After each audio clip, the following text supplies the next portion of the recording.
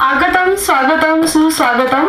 काव्यमित्र संस्थेच्या रौप्य महोत्सवी 25व्या वर्षानिमित्त राष्ट्रमाता जिजाऊ व स्वामी विवेकानंद यांच्या जयंतीचे औचित्य साधून काव्यमय दिनदर्शिका प्रकाशन 2025, मासिक अपेक्षा युवा दिन विशेषांक प्रकाशन, राष्ट्रीय महिला समाजभूषण पुरस्कार, राष्ट्रीय कार्यगौरव पुरस्कार, त्याचप्रमाणे कवितांची जिंदा दिन काव्य मैफिल काव्यमित्र संस्थेकडून आयोजित कार्यक्रमामध्ये मी निवेदिका साक्षी सगर सर्वांचं मनापासून स्वागत करते. सर्वप्रथम आजच्या कार्यक्रमासाठी लाभलेले प्रमुख पाहुणे योगिता मस्के मॅडम, माननीय रणधीर पाटील सर, माननीय प्रथमेश जंगम सर, त्याचप्रमाणे माननीय संजीव ओहरे सर यांना मी मंचावर येण्याची विनंती करते.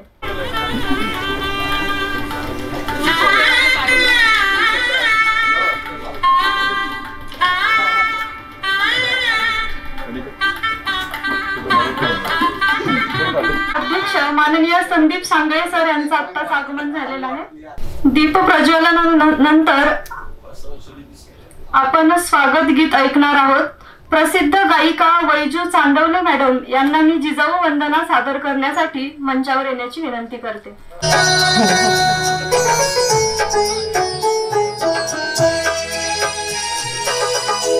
जिजामाली हे तुला वंदना ही, जिजामाली हे तुला वंदना ही, तुझ्या प्रेरणेने दिशा मुक्त नाही.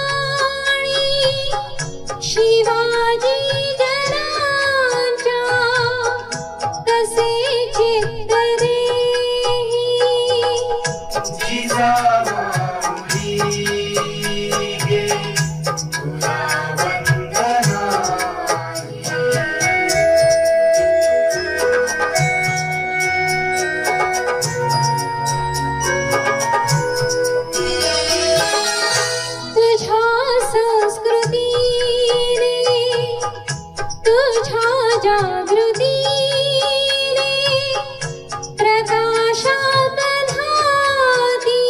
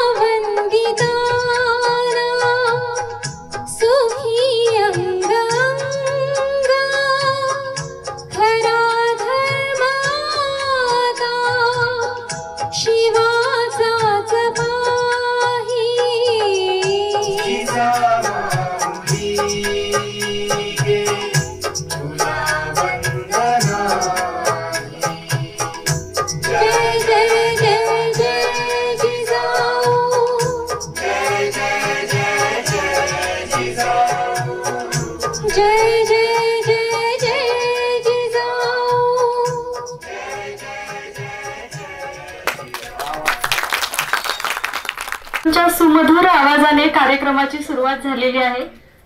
सभागृहामध्ये प्रसन्न वातावरण आणि आता मजेदार कवितांची मेजवानी आपल्या समोर असणार आहे. सर्वप्रथम मी कविता सादर करण्यासाठी श्रीराम घडे सर यांना मंचावर येण्याची विनंती करते. समोर कविते शीर्षक आहे मेहुणीबाई. जय देव जय देवी जय देवी जय मेहुणीबाई, लगीन करायला केली थोडी म्या घाई. जय देवी जय देवी, तू किती चांगली आणि आहे सुंदर, माझ्या नशिबी आली भांडकोर मांजर. सतत असते ती टीव्हीच्या मोर, हिम्मत नाही बोलाया तिच्या समोर. जय देवी जय देवी जय मेहुणीबाई, लगीन करायला केली थोडी म्या घाई. जय देवी जय देवी, शॉपिंग साठी तिचा असतो हट्ट, नाही म्हणता मन करतो घट्ट. कळला मला पगार जातो या कुठ, खाऊन पिऊन ती झाली या लट.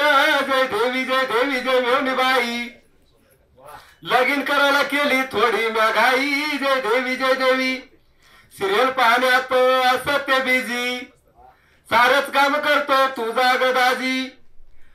तळायला लावते वड्यान भजी, लय डेंजर आहे ग बहीण तुझी. जय देवी जय देवी जय मेहुणीबाई, लगीन करायला केली थोडी म्या घाई. जय देवी जय देवी, तेलकट खाऊन ती पडली आजारी, जा म्हणलं तरी जात नाही माहेरी. तुला बोलवलं तिनं आमच्या घरी, राहिते जाऊ नको माघारी. जय देवी जय देवी जय मेहुणीबाई, लगीन करायला केली थोडी म्या घाई. जय देवी जय देवी, नेहमी असतो तिचा माझ्यावर डोळा, बैलासारखा माझा करती ती पोळा. भांडण करून गाव करती गोळा, भूक लागल्यास मग ती स्वतः घेऊन गिळा. जय देवी जय देवी जय मेहुणीबाई, लगीन करायला केली थोडी म्या घाई. जय देवी जय देवी, तुझ्या समोर बोलती लाडी न गोडी, अजून मधून मात्र काढते खोडी. सासूकडे नेहमी करते काडी, तरी अशी आहे आमची सुंदर जोडी. जय देवी जय देवी जय मेहुणीबाई, लगीन करायला केली थोडी म्या घाई. जय देवी जय देवी. धन्यवाद.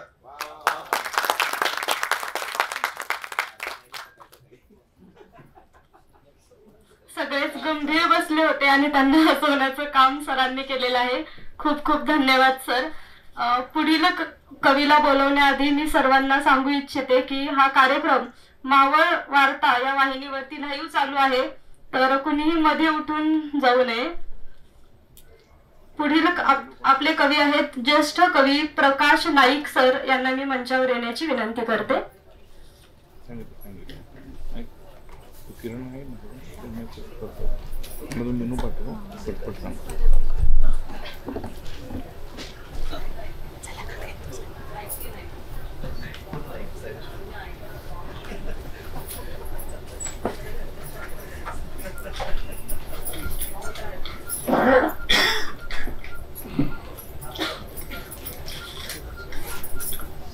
नमस्कार, माझं नाव प्रकाश नाईक.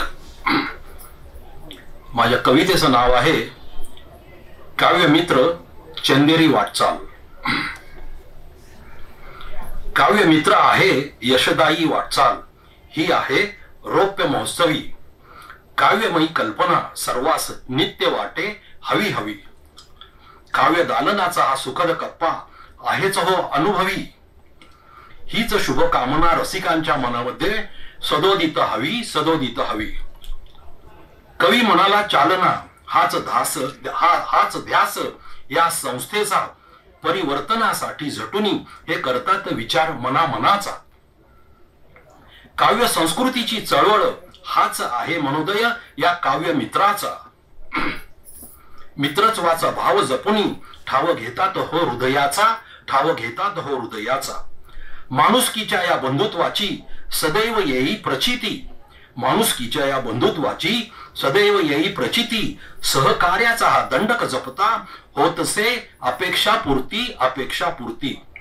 नसा नसातली विचारधारा वाहे सांगण्या ही महती, नसा नसातली विचारधारा वाहे सांगण्या ही महती, शब्दांच्या या शर्यतीत सर्वांच्या आनंदधाराच वाहती, आनंदधाराच वाहती. कवी मनास सुचते हे सारे म्हणून प्रत्यक्षात अवतरती, कवी मनास सुचते हे सारे म्हणून प्रत्यक्षात अवतरती. चंद्र तारे पाने फुले निसर्गातले सारेच हो जमती, सारेच हो जमती. आणि म्हणून काव्य मित्र जगाला सुख स्वप्नांचा आरसा दाखवती, आरसा दाखवती. चला शुभेच्छा देऊया विचारवंती, ज्यासी राजेंद्र हो म्हणती, राजेंद्र हो म्हणती. धन्यवाद. उपस्थित सर्व बंधू भगिनी आणि सन्माननीय व्यासपीठ, राहुल भोसले, मी दाहेरी येथून आलेलो आहे. सर्वांना नमस्कार. आजच्या काव्यमित्र या रौप्य महोत्सवी वर्षानिमित्त मी सर्व टीमला हार्दिक शुभेच्छा व्यक्त करतो आणि जास्त वेळ न घेता ही कविता सादर करतो. माझ्या कवितेचं शीर्षक आहे इथलं बाईपण. बाई एकदा तू माणसं ओळखाय शिक, बाई एकदा तू माणसं ओळखाय शिक, वारं उलट्या दिशेने वाहतय. बाई एकदा तू माणसं ओळखाय शिक, वारं उलट्या दिशेने वाहतय. इथे कुणाचाच कुणाला ताळमेळ उरला नाही, इथे कुणाचाच कुणाला ताळमेळ उरला नाही. काल परवा ज्यांना तू गोंधळलंस तेच आता तुझ्या आयुष्याची लक्तर वेशीवर मांडायला निघालीत. खरंच बाई, सावधतेनं पावलं टाक. मी म्हणत तुझ्या सोबत असणारे कडेचे पोहणारे निघालेत. बाई खरंच सावध हो, आता तुझ्यातलं सुस्तावणे पण झटक. झाशीच्या राणी सारखं दोन हात पुढे करत नेकीने लढ, तरच या बजबजपुरीत तुझा निभाव लागल. बाई एकदा तू माणसं ओळखाय शिक, खरंच वारं उलट्या दिशेने वाहते, वारं उलट्या दिशेने वाहते. धन्यवाद. स्त्री जन्माची कहाणी अफाट असली तरी स्त्रीने कसं राहिलं पाहिजे या आजच्या जगामध्ये लोक समोर एक आणि मागे एक वागतात. अगदी त्याच पद्धतीने तिनेही झाशीची राणी बनून राहिलं पाहिजे असं सरांच्या कवितेतून समजलं. खूप खूप धन्यवाद सर. यानंतर पुढील कवी संजय जगताप सर यांना मी मंचावर येण्याची विनंती करते. आपला आजचा जो कार्यक्रम आहे तो जिजाऊ जयंती, त्याचबरोबर स्वामी विवेकानंद जयंती, युवा दिन या निमित्त दोन वळी सांगायचं वाटतात. जिजाऊ जयंती निमित्त अंधार होत चाललाय आता दिवा पाहिजे, अंधार होत चाललाय आता दिवा पाहिजे, या देशाला जिजाऊचा शिवा पाहिजे. अंधार होत चाललाय तर दिवा पाहिजे, या देशाला जिजाऊचा शिवा पाहिजे. कसे झाले मावळे यवनांचे भक्त, कसे झाले मावळे यवनांचे भक्त. अरे आपल्याच तलवारीवर आपलंच रक्त. पुन्हा एकदा ती वादळी हवा, पुन्हा एकदा ती वादळी हवा आणि पेटलेल्या युवकांचा थवा पाहिजे. आज देशाला जिजाऊचा शिवा पाहिजे, आज देशाला जिजाऊचा शिवा. धन्यवाद. या जिजाऊंच्या देशामध्ये गर्भामधल्या कळी खोडल्या जात आहेत, म्हणून त्यांच्यासाठी एक कविता जी गर्भामधली कळी आईलाच म्हणते की आई मला आता जगायचंय. कवितेचं नाव आहे आई मला जगायचंय. आणि ही कविता 21 ते 23 फेब्रुवारी दिल्लीला जे साहित्य संमेलन होते त्या साहित्य संमेलनासाठी निवडले गेलेले आहे. पुरुषत्वाच्या ओझ्याखाली लपलेलं जग, पुरुषत्वाच्या ओझ्याखाली लपलेलं स्त्रीचं जग उघड्या साश्रू नयनांनी बघायचंय. काळाच्या पडद्यात ओढू नकोस आई, मला आता जगायचंय, मला आता जगायचंय. ऐकलंय का कधी कुंपणानं शेत खाल्लंय, ऐकलंय का कधी कुंपणानं शेत खाल्लंय. आणि मातृत्वाचं हे ऋण माझ्याच वाट्याला का आलंय. उपटून टाकायचं ठरवलं हे इवलं सरोपट, उपटून टाकायचं ठरवलं हे इवलं सरोपट. पण मला याच मातीत रुजायचंय. काळाच्या पडद्यात ओढू नकोस आई, मला आता जगायचंय, मला आता जगायचंय. यांना हवा होता वंशाचा दिवा, यांना हवा होता वंशाचा दिवा. पण दोन्ही घरचा बनीन मी किरण नवा. अंधार वाटेवर समाजानं लादलेल्या काळोखात दगदगती मशाल होऊन जाळायचे. काळाच्या पडद्यात ओढू नकोस आई, मला आता जगायचे. सावित्री, अहिल्या, लक्ष्मीबाई, जिजाऊ तुम्हा आम्ही फक्त फोटोतच पाहायचं.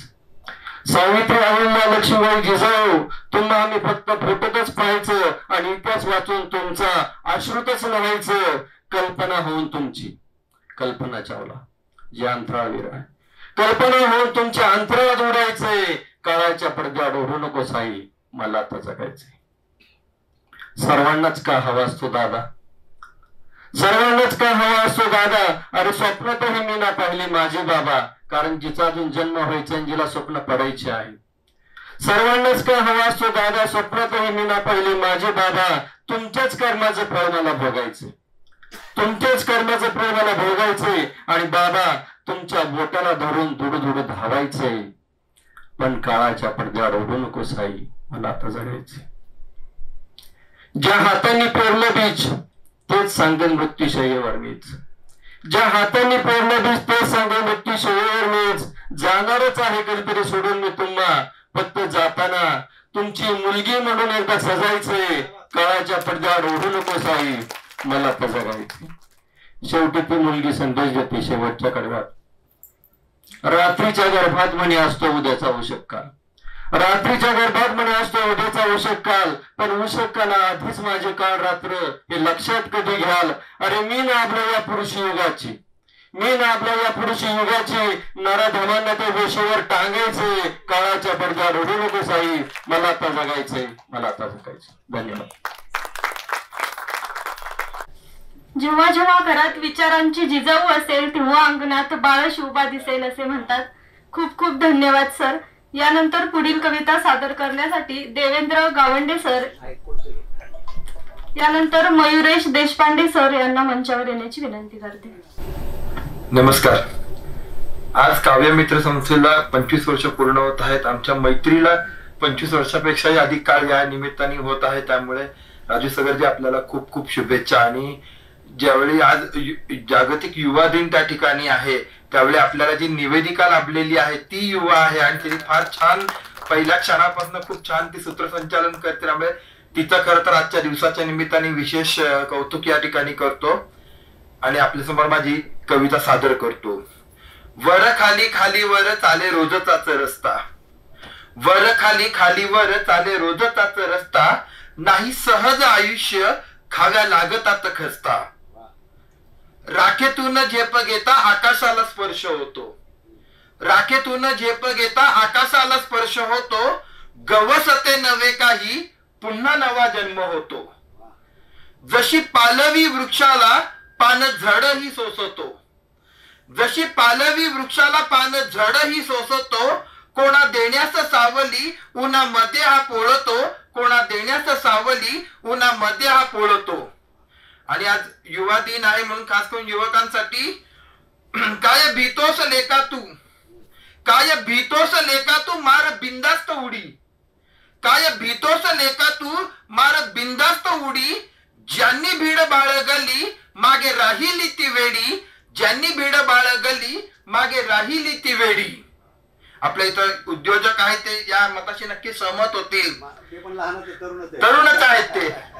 छान जगावे आनंदे दुःखातही चालताना, छान जगावे आनंदे दुःखातही चालताना, करी वंदन दुनिया मित्र असताना जाताना, करी वंदन दुनिया मित्र असताना जाताना. कुणी लढले न्यायासाठी, सत्यासाठी कुणी लढले, धर्मासाठी लढणाऱ्यांमध्ये स्वामी विवेकानंद आदर्श ठरले. खूप खूप धन्यवाद सर. आज राष्ट्रमाता जिजाऊ यांच्याही जयंतीचे औचित्य साधून आपण हा कार्यक्रम आयोजित केलेला आहे. त्यांच्याच वर सूर्यकांत डोळसे लिहितात, मासाहेब मला माफ करा. विसरून गेलो इतिहास, विसरून गेलो पराक्रम, आमच्या डोळ्यात पाणी झालंय त्याची तेवढी माफ करा. मासाहेब जमलं तर आम्हाला माफ करा. ज्यांनी शहाजींचा वसा घ्यायचा ते बोंबलत हिंडत आहेत, घराघरातल्या आजच्या जिजाऊ सासवांसोबत भांडत आहेत. हे सारं बदलण्याची कुणातही टाप नाही, तुम्ही तेवढी टाप करा. मासाहेब आम्हाला माफ करा. बाहेर खेळायला जावे तर कुठे मावळ्यांचा पत्ता आहे, बाहेर खेळायला जावे तर कुठे मावळ्यांचा पत्ता आहे. साचलेल्या उकांड्यावरती कावळ्यांचीच सत्ता आहे. कृपया घर आणि डोक्यातले उकांडे तेवढे साफ करा. कृपया घर आणि डोक्यातले उकांडे तेवढे साफ करा. मासाहेब आम्हाला माफ करा. केस तेवढे वाढलेले पोकळ मात्र मस्तक आहे, केस तेवढे वाढलेले पोकळ मात्र मस्तक आहे. फार थोडी घरं सापडतील जिथे मुलांच्या हातात पुस्तक आहे. आम्ही पापाचे वाटेकरी तरी होईल तेवढे आमचे पाप माफ करा. मासाहेब जमलं तर आम्हाला माफ करा. आजचा शिवाजी व्हिडिओ गेम खेळतो आहे. आजचा शिवाजी व्हिडिओ गेम खेळतो आहे. पॉपकॉर्न खाऊन टीव्ही समोर लोळतो आहे. घराचा पार कार्टून शो झालाय. तुम्ही शो तेवढा फ्लॉप करा आणि मासाहेब जमलं तर आम्हाला माफ करा. काव्य संमेलनानंतर आपण मान्यवरांच्या सत्काराकडे वळणार आहोत. सर्वप्रथम आजच्या कार्यक्रमाचे अध्यक्ष डॉक्टर संदीप सांगळे सर यांचा मी परिचय करून देते. माननीय संदीप विठ्ठलराव सांगळे सर, अध्यक्ष मराठी अभ्यास मंडळ, सावित्रीबाई फुले पुणे विद्यापीठ पुणे, व्यावहारिक व उपयोजित मराठी आणि प्रसार माध्यमे संपादक, वाङ्मयाचे शिल्पकार, शंकरराव खरात लेखक, यशोगाथा एक परिक्रमा संपादक, मराठी विनोदी कथा, स्वरूप आणि आकलन संपादक, व्यावहारिक उपयोजित मराठी आणि प्रसार माध्यमांची कार्यशैली याचे संपादक, मातृपंचक, आस्वाद आणि आकलन संपादक, लोकाविष्कार संपादक, मध्ययुगीन दलित संत कविता, सामाजिक व वाङ्मयीन मूल्यमापन लेखक, गुणवंत शिक्षक पुरस्कार 2019, पद्मगंगा पुरस्कार 2019, सकाळ एक्सलन्स अवॉर्ड 2019, मराठी अध्यापन व साहित्य सेवा कार्यगौरव पुरस्कार 2022, अक्षरगौरव साहित्य पुरस्कार 2023, डॉक्टर निर्मल कुमार फडकुले साहित्य पुरस्कार 2023, उपक्रमशील शिक्षक पुरस्कार 2023 आणि राष्ट्रीय कार्यगौरव पुरस्कार 2023 काव्यमित्र संस्था पुणे. माननीय संदीप सांगळे सर यांचा सत्कार करण्यासाठी मी मासिक अपेक्षाचे संपादक दत्तात्रय उभे सर यांना मंचावर येण्याची विनंती करते.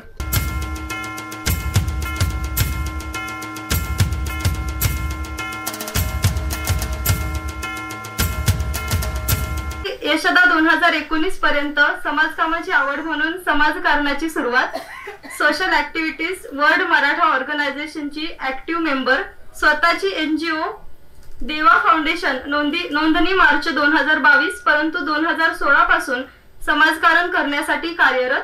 2022 पासून शालेय शिक्षणासाठी 500 मुलींना शिक्षणासाठी मदत, बेटी बचाओ बेटी पढाओ समन्वयक. 2016 मध्ये भारत यात्रा जागृती कार्यक्रमाचा भाग. दरवर्षी वृक्षारोपण करण्याचे ध्येय. अभिनेता सयाजी शिंदे यांच्या सह्याद्री देवराईसह विविध महाविद्यालय शाळा येथे वृक्षारोपणाचे कार्यक्रम. पुरस्कार इन्स्पिरेशनल वुमेन्स अवॉर्ड 2023, मराठी सामाजिक उद्योजिका अवॉर्ड 2022, राष्ट्रीय पुरस्कार real super woman award 2021 Rajasthan, भारतातून 100 महिलांमधील महाराष्ट्रातून प्रभावशाली महिला.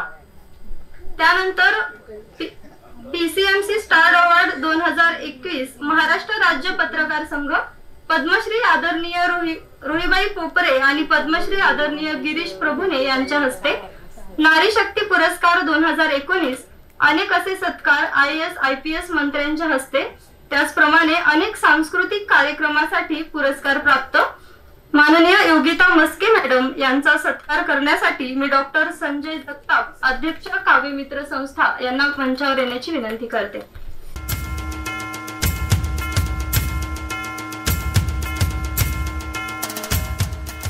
काव्यमित्र संस्थेच्या कार्यात सर्व प्रकारचे सहकार्य. नर्सरी वेन असोसिएशनचे महाराष्ट्र चॅप्टरचे उपाध्यक्ष म्हणून काम पाहत आहेत. शेतकरी व गार्डनरी क्षेत्रात काम करत असताना ग्राहकांना परवडेल या किमतीमध्ये इमानदारीने व्यवसाय करणारे उद्योजक म्हणून कार्यरत. अनेक सामाजिक कार्यक्रमामध्ये सक्रिय सहभाग व कायम मदतीचा हात. अनेक विविध पुरस्कारांनी सन्मानित. माननीय प्रथमेश जंगम सरांचा सत्कार करण्यासाठी मी आदर्श शिक्षक रोहन पंडित सर यांना मंचावर येण्याची विनंती करते.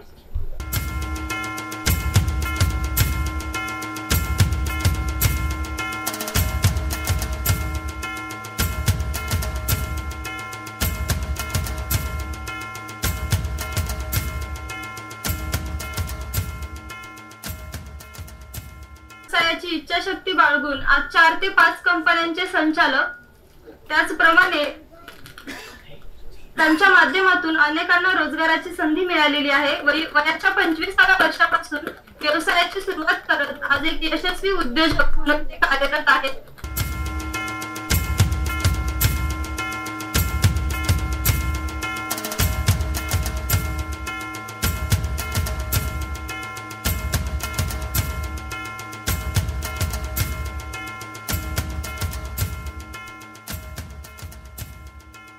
यांचा परिचय, MPSC मार्फत मुख्य अधिकारी श्रेणी बी नगरसेवक विभाग थेट भरती, त्यानंतर अहमदनगर परिषद आणि धुळे नगर परिषद जिल्हा प्रकल्प अधिकारी जिल्हाधिकारी सोलापूर, मुख्य अधिकारी कुरुडवाडी नगर परिषद जिल्हा सोलापूर, मुख्य अधिकारी उदगीर नगर परिषद जिल्हा लातूर, मुख्य अधिकारी उमरगा नगर परिषद जिल्हा उस्मानाबाद, मुख्य अधिकारी आळंदी नगर परिषद जिल्हा पुणे, मुख्य अधिकारी बुलढाणा नगर परिषद जिल्हा बुलढाणा, त्याचप्रमाणे सहाय्यक महानगरपालिका आयुक्त पुणे महानगरपालिका, उपायुक्त मिरज सांगली मिरज कुपवाड शहर महामंडळ, टाइम बॉन्ड पदोन्नतीद्वारे मुख्य अधिकारी ग्रेड ए निवड श्रेणी म्हणून पदोन्नती, आजपर्यंत उपायुक्त SMKC म्हणून कार्यरत असलेले 25 वेतनमानावर पदोन्नतीसाठी पात्र आहेत.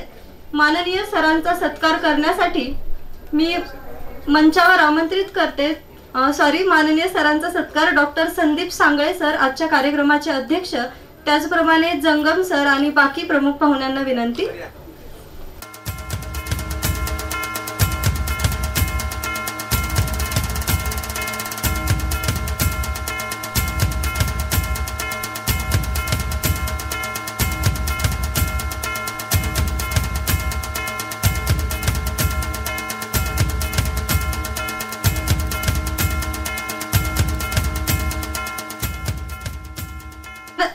यानंतर काव्यमय दिनदर्शिका 2025 आणि मासिक अपेक्षा विशेषांक प्रकाशन करणार आहोत. तत्पूर्वी मी मासिक अपेक्षा विशेषांकाचे संपादक दत्तात्रय उभे सर यांना मंचावर येण्याची विनंती करते. मान्यवरांना विनंती की त्यांनी दिनदर्शिका आणि मासिक विशेषांक याचे प्रकाशन करायचे आहे.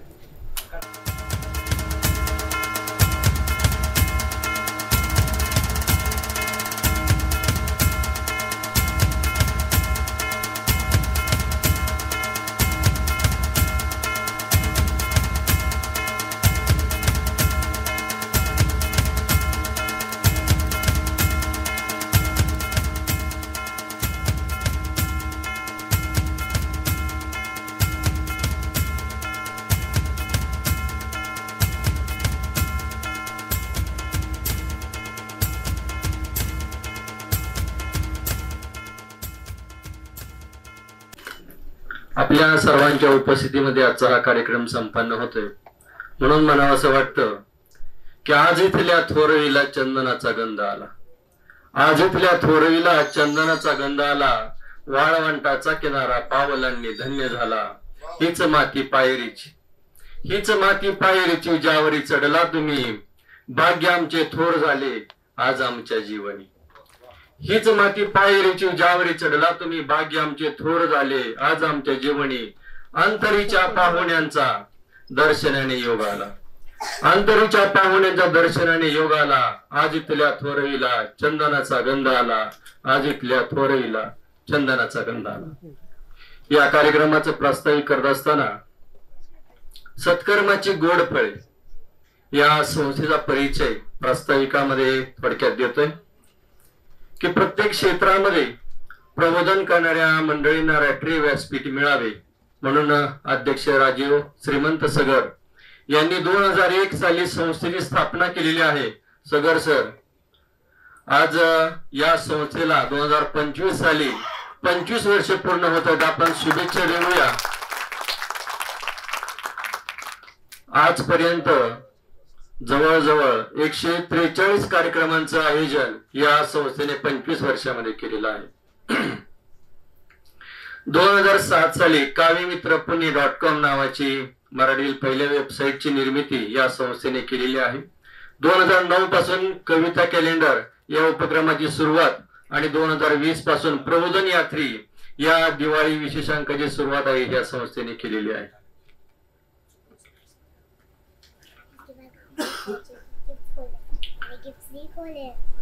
त्यानंतर 2015 साली काव्यमित्र प्रकाशनाची सुरुवात झाली. आज मितीला 89 काव्यसंग्रह, 8 यशोगाथा, 2 अनुवाद, 2 सुविचार संग्रह व 1 कादंबरी अशा 100 पुस्तकांचे अल्प दरात प्रकाशन करून नवकवी व ग्रामीण साहित्यिकांना काव्यमित्र संस्थेने न्याय दिलेला आहे. त्याचबरोबर कवितेच्या संदर्भामध्ये व लेखकांच्या संदर्भामध्ये पुणे आकाशवाणी असेल, बारामती वसुंधरा वाहिनी, सांगली आकाशवाणी, पिंपरी चिंचवड येथील रेडिओ वाहिनी यावरून जवळजवळ 100 कवी, साहित्यिक, डॉक्टर, शेतकरी, उद्योजक व सामाजिक कार्यक्रमाच्या मुलाखती या प्रसारित झालेल्या आहेत. आतापर्यंत गरजू व निराधार, शिक्षणापासून कायम वंचित असणाऱ्या भटक्या जमाती या 56 पालावरच्या व आश्रमशाळांना मदत करून हजारो विद्यार्थ्यांना शिक्षणाचा हक्क आहे तो मिळवून दिलेला आहे. महाराष्ट्राची परंपरा असलेल्या हलगी, चौघडा, संबळ, गोंधळ या नामशेष होत असलेल्या कलांना संधी देऊन नवसंजीवनी दिलेली आहे. म्हणजे हे सभागृह लहान आहे, परंतु या अगोदर आचार्य यात्रा रंगमंदिर असेल, पिंपरी चिंचवड प्रेक्षागृह असेल, भीमसेन जोशी सभागृह आहे किंवा बालगंधर्व रंगमंदिर आहे, या ठिकाणी कार्यक्रमाची सुरुवातच महाराष्ट्राच्या संस्कृतीची जी हलगी, चौघडा, संबळ, गोंधळ या परंपरांना संधी देऊन केलेली आहे. त्यामुळं अनेक कलाकारांना काव्यमित्र संस्थेच्या माध्यमातून संधी आहे ती मिळालेली आहे. भारतीय संविधान व श्रीमद भगवद्गीतेचा प्रचार व प्रसार व्हावा म्हणून संपूर्ण भारतात विविध क्षेत्रातील 10,000 व्यक्तिमत्वांचा संविधानाची मूळ प्रत व भगवद्गीता देऊन सन्मान केलेला आहे. म्हणजे बघा, सहजासहजी आपल्याला जे ग्रंथ उपलब्ध होत नाहीत त्यामध्ये संविधानाची प्रत असेल, भगवद्गीता असेल किंवा असे अनेक ग्रंथ जे आहेत त्या ग्रंथ देऊन त्या ठिकाणी काव्यमित्र संस्थेने सन्मान केलेला आहे. संस्थेच्या कार्यात जोडले गेलेले कार्यकर्ते जे आहेत त्यामध्ये महाराष्ट्र, गुजरात, आसाम, पश्चिम बंगाल, राजस्थान, उत्तराखंड, छत्तीसगड, उत्तर प्रदेश, गोवा, मध्य प्रदेश, झारखंड, जम्मू काश्मीर या 12 राज्यांमध्ये मिळून आज मी त्याला जवळजवळ 5,000 व्यक्ती संबंधित आहेत या संस्थेच्या. याचं एक उदाहरण सांगायचं म्हणजे छत्तीसगड मधले डॉक्टर राजाराम त्रिपाठी भारताच्या आयुष मंत्रालयाचे सदस्य आहेत आणि त्यांनी बस्तर, नवीन आता चित्रपट आलेला आहे पहा, तर त्याच्यावरती काव्यसंग्रह लिहिले होता, मैं बस्तर बोल रहा हूं.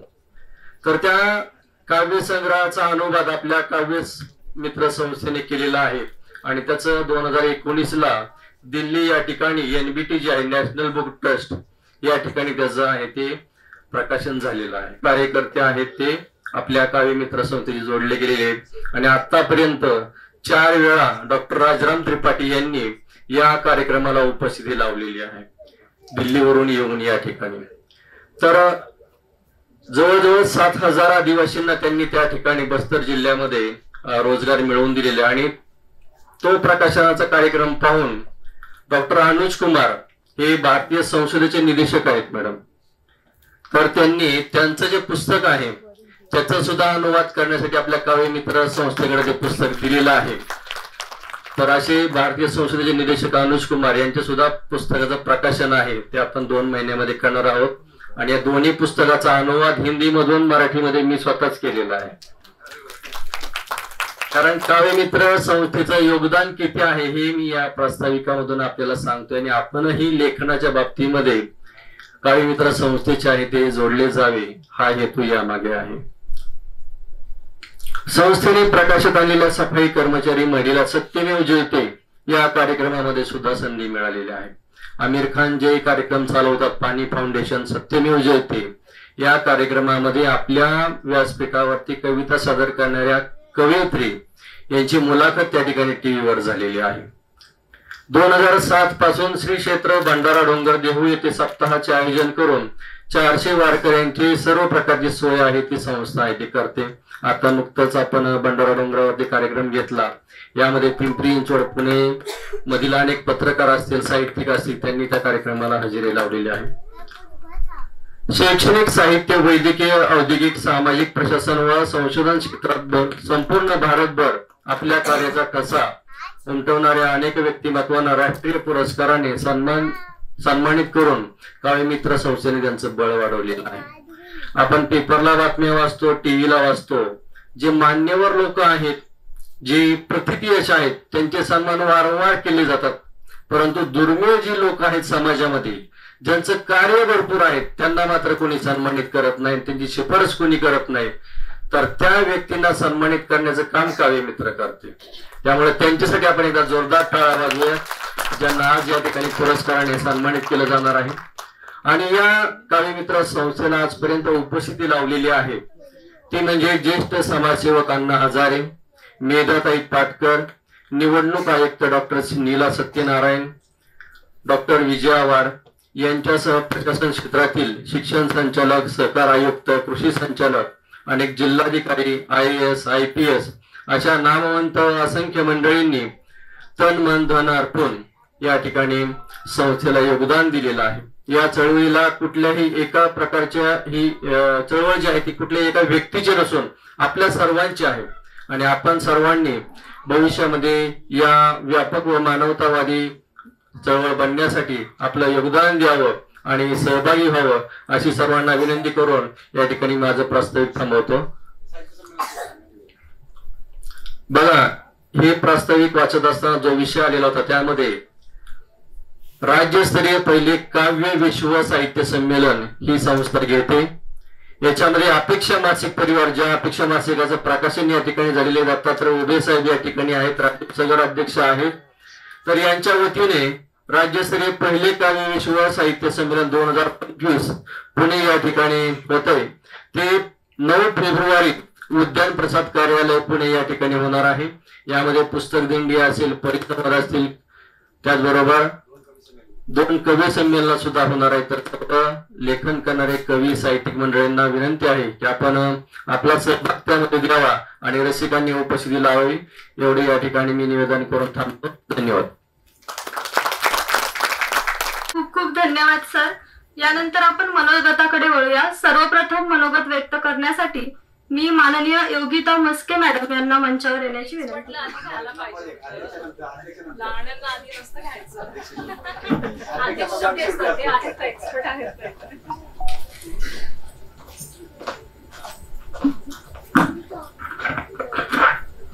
नमस्कार. काव्यमित्र संस्थेचे जे 25वे वर्धापन निमित्ताने ऍक्च्युली आज राजमाता जिजाऊंची जयंती, यासाठी मला इथे आमंत्रित केलं.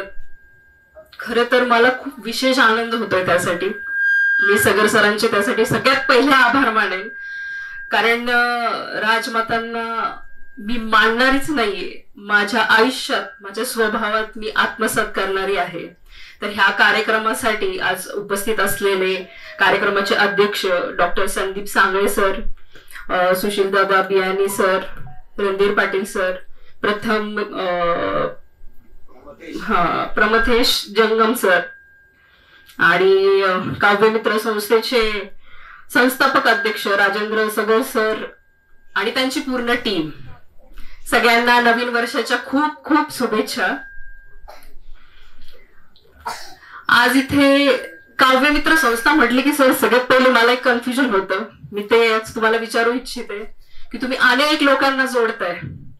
या संस्थेचं नाव काव्यमित्र दिलं ते इथं फक्त साहित्यिक लोक, कविता करणारे लोक, कारण आम्ही त्यांच्यातले नाही आणि तुम्ही आम्हाला सामावून घेता. याच्या मागचं कारण काय की असे अधिकारी असतील, समाजसेवक असतील, अनेक क्षेत्रातले लोक असतील. जवळजवळ 4-5 वर्षांपासून तुमच्या संपर्कात आहे. तुम्ही खूप लोकांना सामावून घेतलंय, त्याचं खूप विशेष कौतुक. आमची आता बसले बसले बऱ्यापैकी खूप चर्चा झाली. आणि जे समाजकार्य तुम्ही करताय, जे प्रबोधन तुम्ही करताय, ज्या लेखनातनं जे समाजामध्ये जे मेसेज तुम्ही पॉझिटिव्ह पास करताय, ही खूप मोठी गोष्ट आहे सध्याच्या काळामध्ये.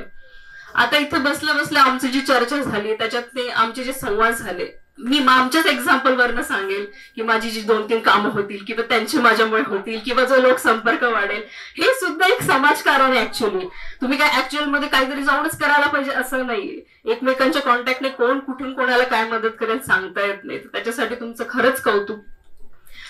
माझ्या नावापुढे ऍक्च्युअली माझी लिहिलंय. तर माझी म्हटलं मी यांना मगाशी सांगत होती सरांना की माझी म्हटलं कोणीतरी म्हातारी बाई असेल, रिटायर्ड वगैरे झाली की काय हे ते. तर असं काही नाहीये. माझ्या स्वइच्छेने मी जॉब सोडलाय. मला समाजकारणाची आवड होती, माझे काही तत्व आडवे येत होते. तर हे सांगायला काय हरकत नाही. सगळ्या सरांना सगळी माहितीच आहे. मी काही माझे इथिक्स पाळणारी लेडी आहे. मला कोणी त्यात अडथळा आला की मला ते आवडत नाही. त्याच्यामुळे मी माझ्या स्वइच्छेने समाजकारणात आले. वर्ल्ड मराठा ऑर्गनायझेशन मध्ये आम्ही खूप प्रमाणात, आणि मला मे बी पब्लिसिटीची खूप आवड नसल्यामुळे सोशल प्लॅटफॉर्मवर येऊन खूप बोलणं मला आवडत नाही, बट मला ऍक्च्युअल रिझल्ट मध्ये मी बिलीव्ह करते. माझे मंत्रालयामध्ये असेल, माझे खूप क्लोज कनेक्शन्स आहेत सगळ्यांशी, तर तो प्लॅटफॉर्म मला माहिती आहे. आजकाल मी आता इथे जस्ट वाचलं आपले युवा दिन विशेषांक मध्ये जो पहिलीच इथे लिहिलंय, उठा जागे व्हा, ध्येय प्राप्तीपर्यंत क्षणभरही उसंत होऊ नका.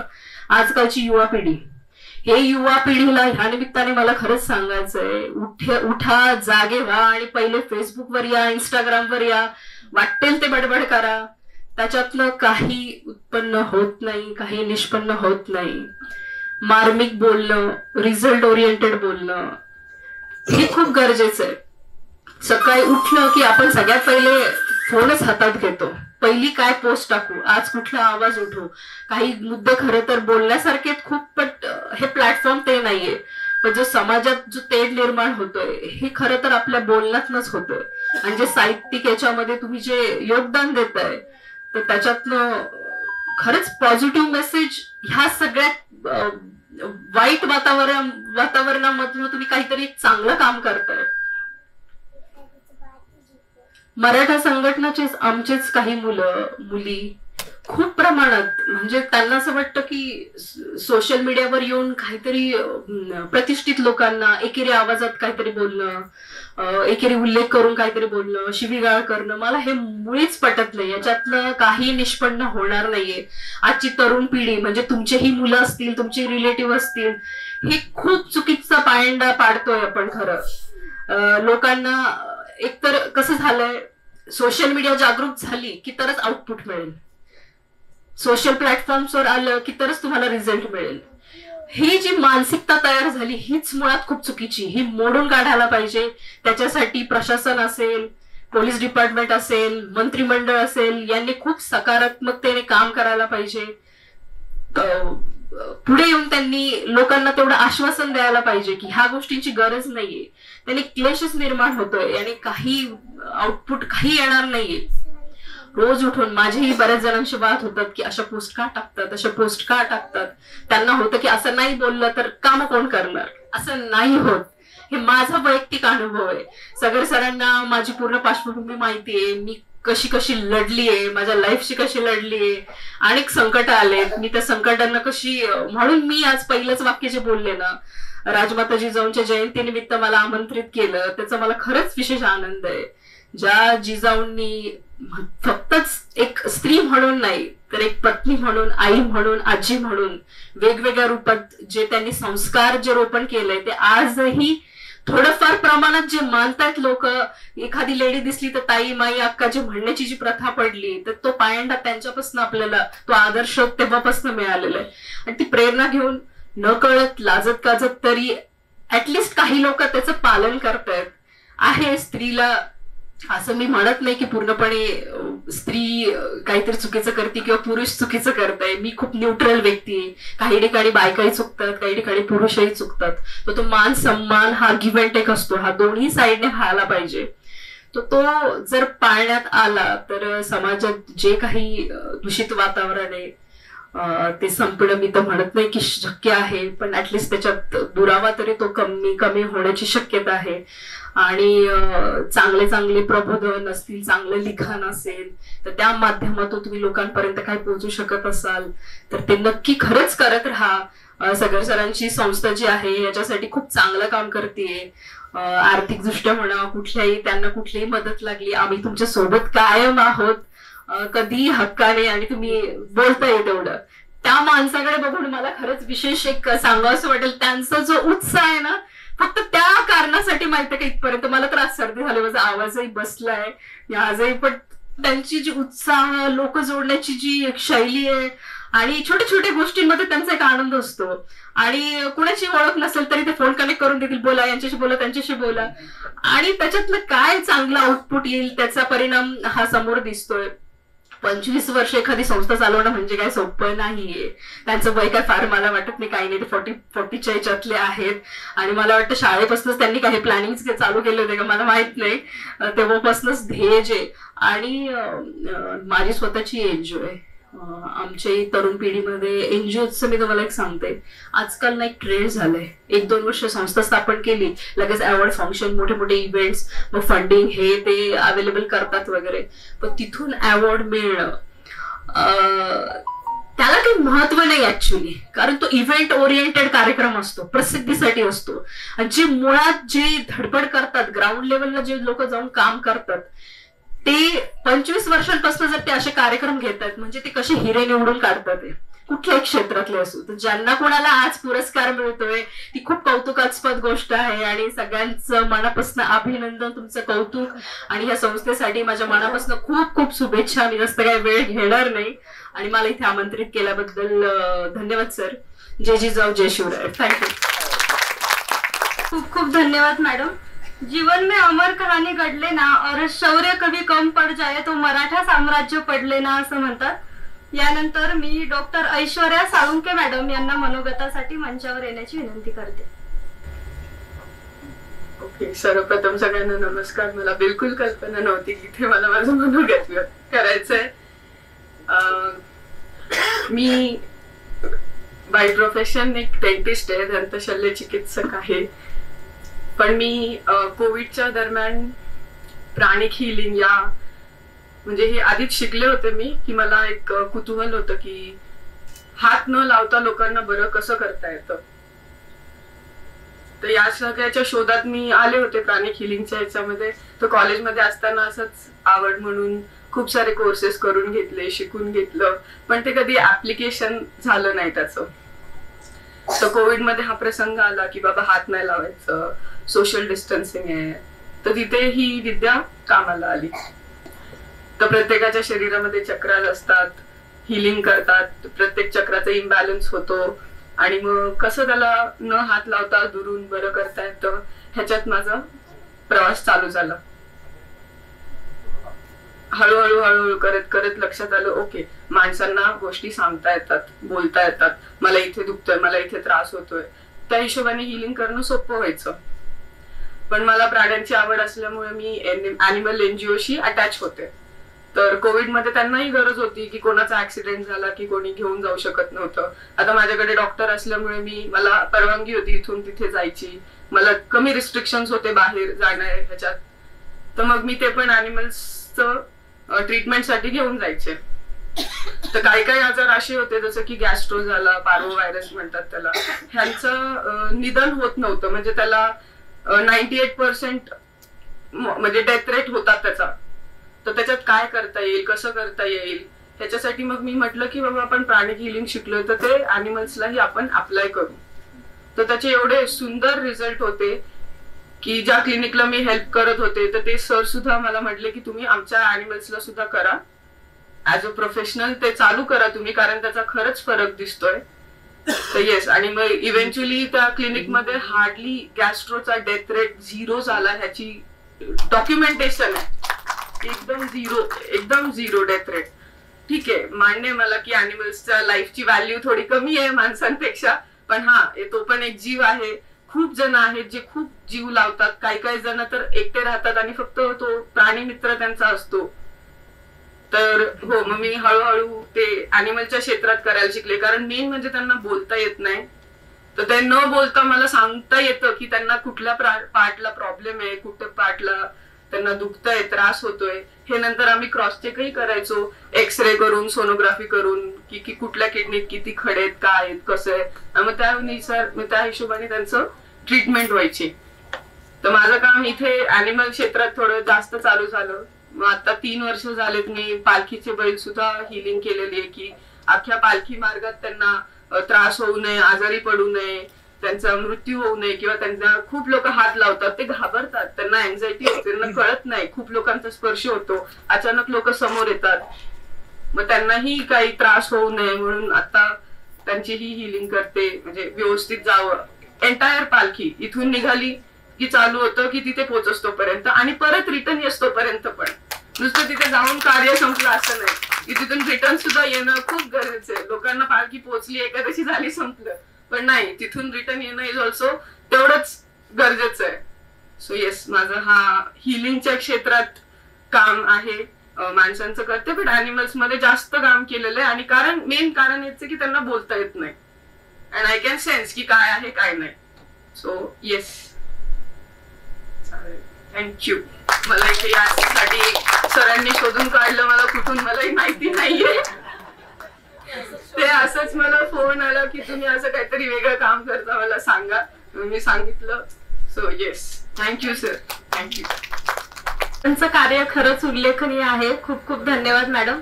यानंतर युवा उद्योजिका तहसीन शेख मॅडम यांना मी मंचावर येण्याची विनंती करते. Thank you so much sir, आपने यहाँ आने का मौका दिया. हम आपका तहे दिल से शुक्रिया अदा करते हैं. खास करके यहाँ तक पहुँचने के लिए सर का बहुत धन्यवाद करते हैं. हमें लगा नहीं था कि हम यहाँ तक पहुँच पाएंगे, लेकिन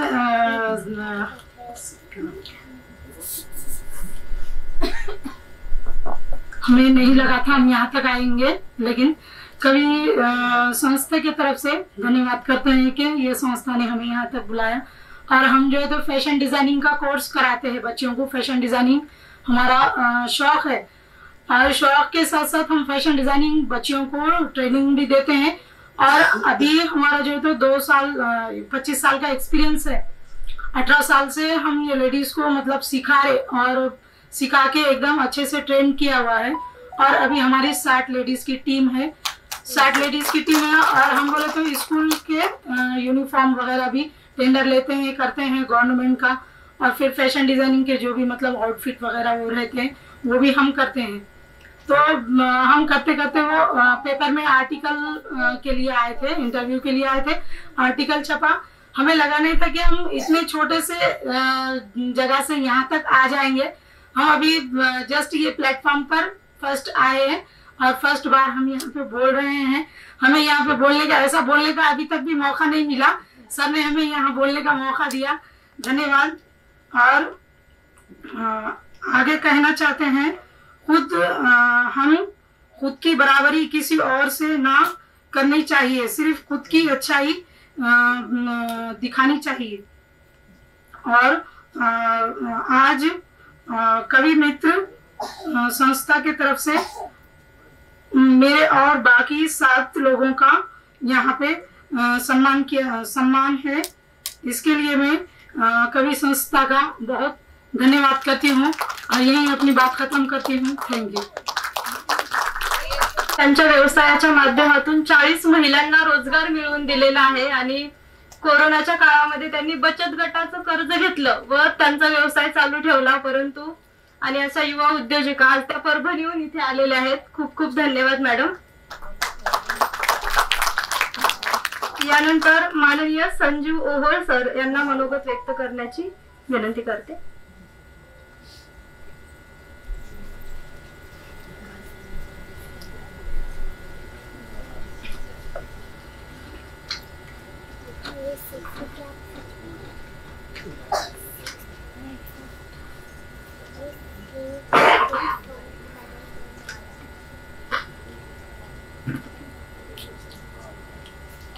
काव्य मैत्री संस्थेच्या आजचा जो 25वा वर्धापन दिन आहे,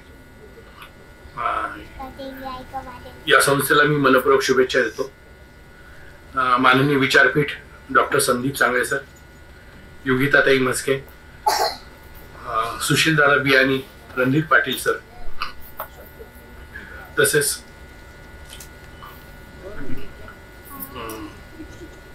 शंकरजी सर आणि उपस्थित आपण सर्व. मला या कार्यक्रमाला ज्यांनी निमंत्रित केलं ते असे 2 व्यक्ती आहेत, त्यांचा आभार मानणं माझं कर्तव्य आहे. मावळ भूषण आणि मावळ वार्ताचे सर्वेसर्वा माझे व्याही संजयजी अडसुळे आणि सगळ्या सरांनी मला या कार्यक्रमाला इन्व्हाइट केलं. याबद्दल मी सर्वांचा आभार मानतो.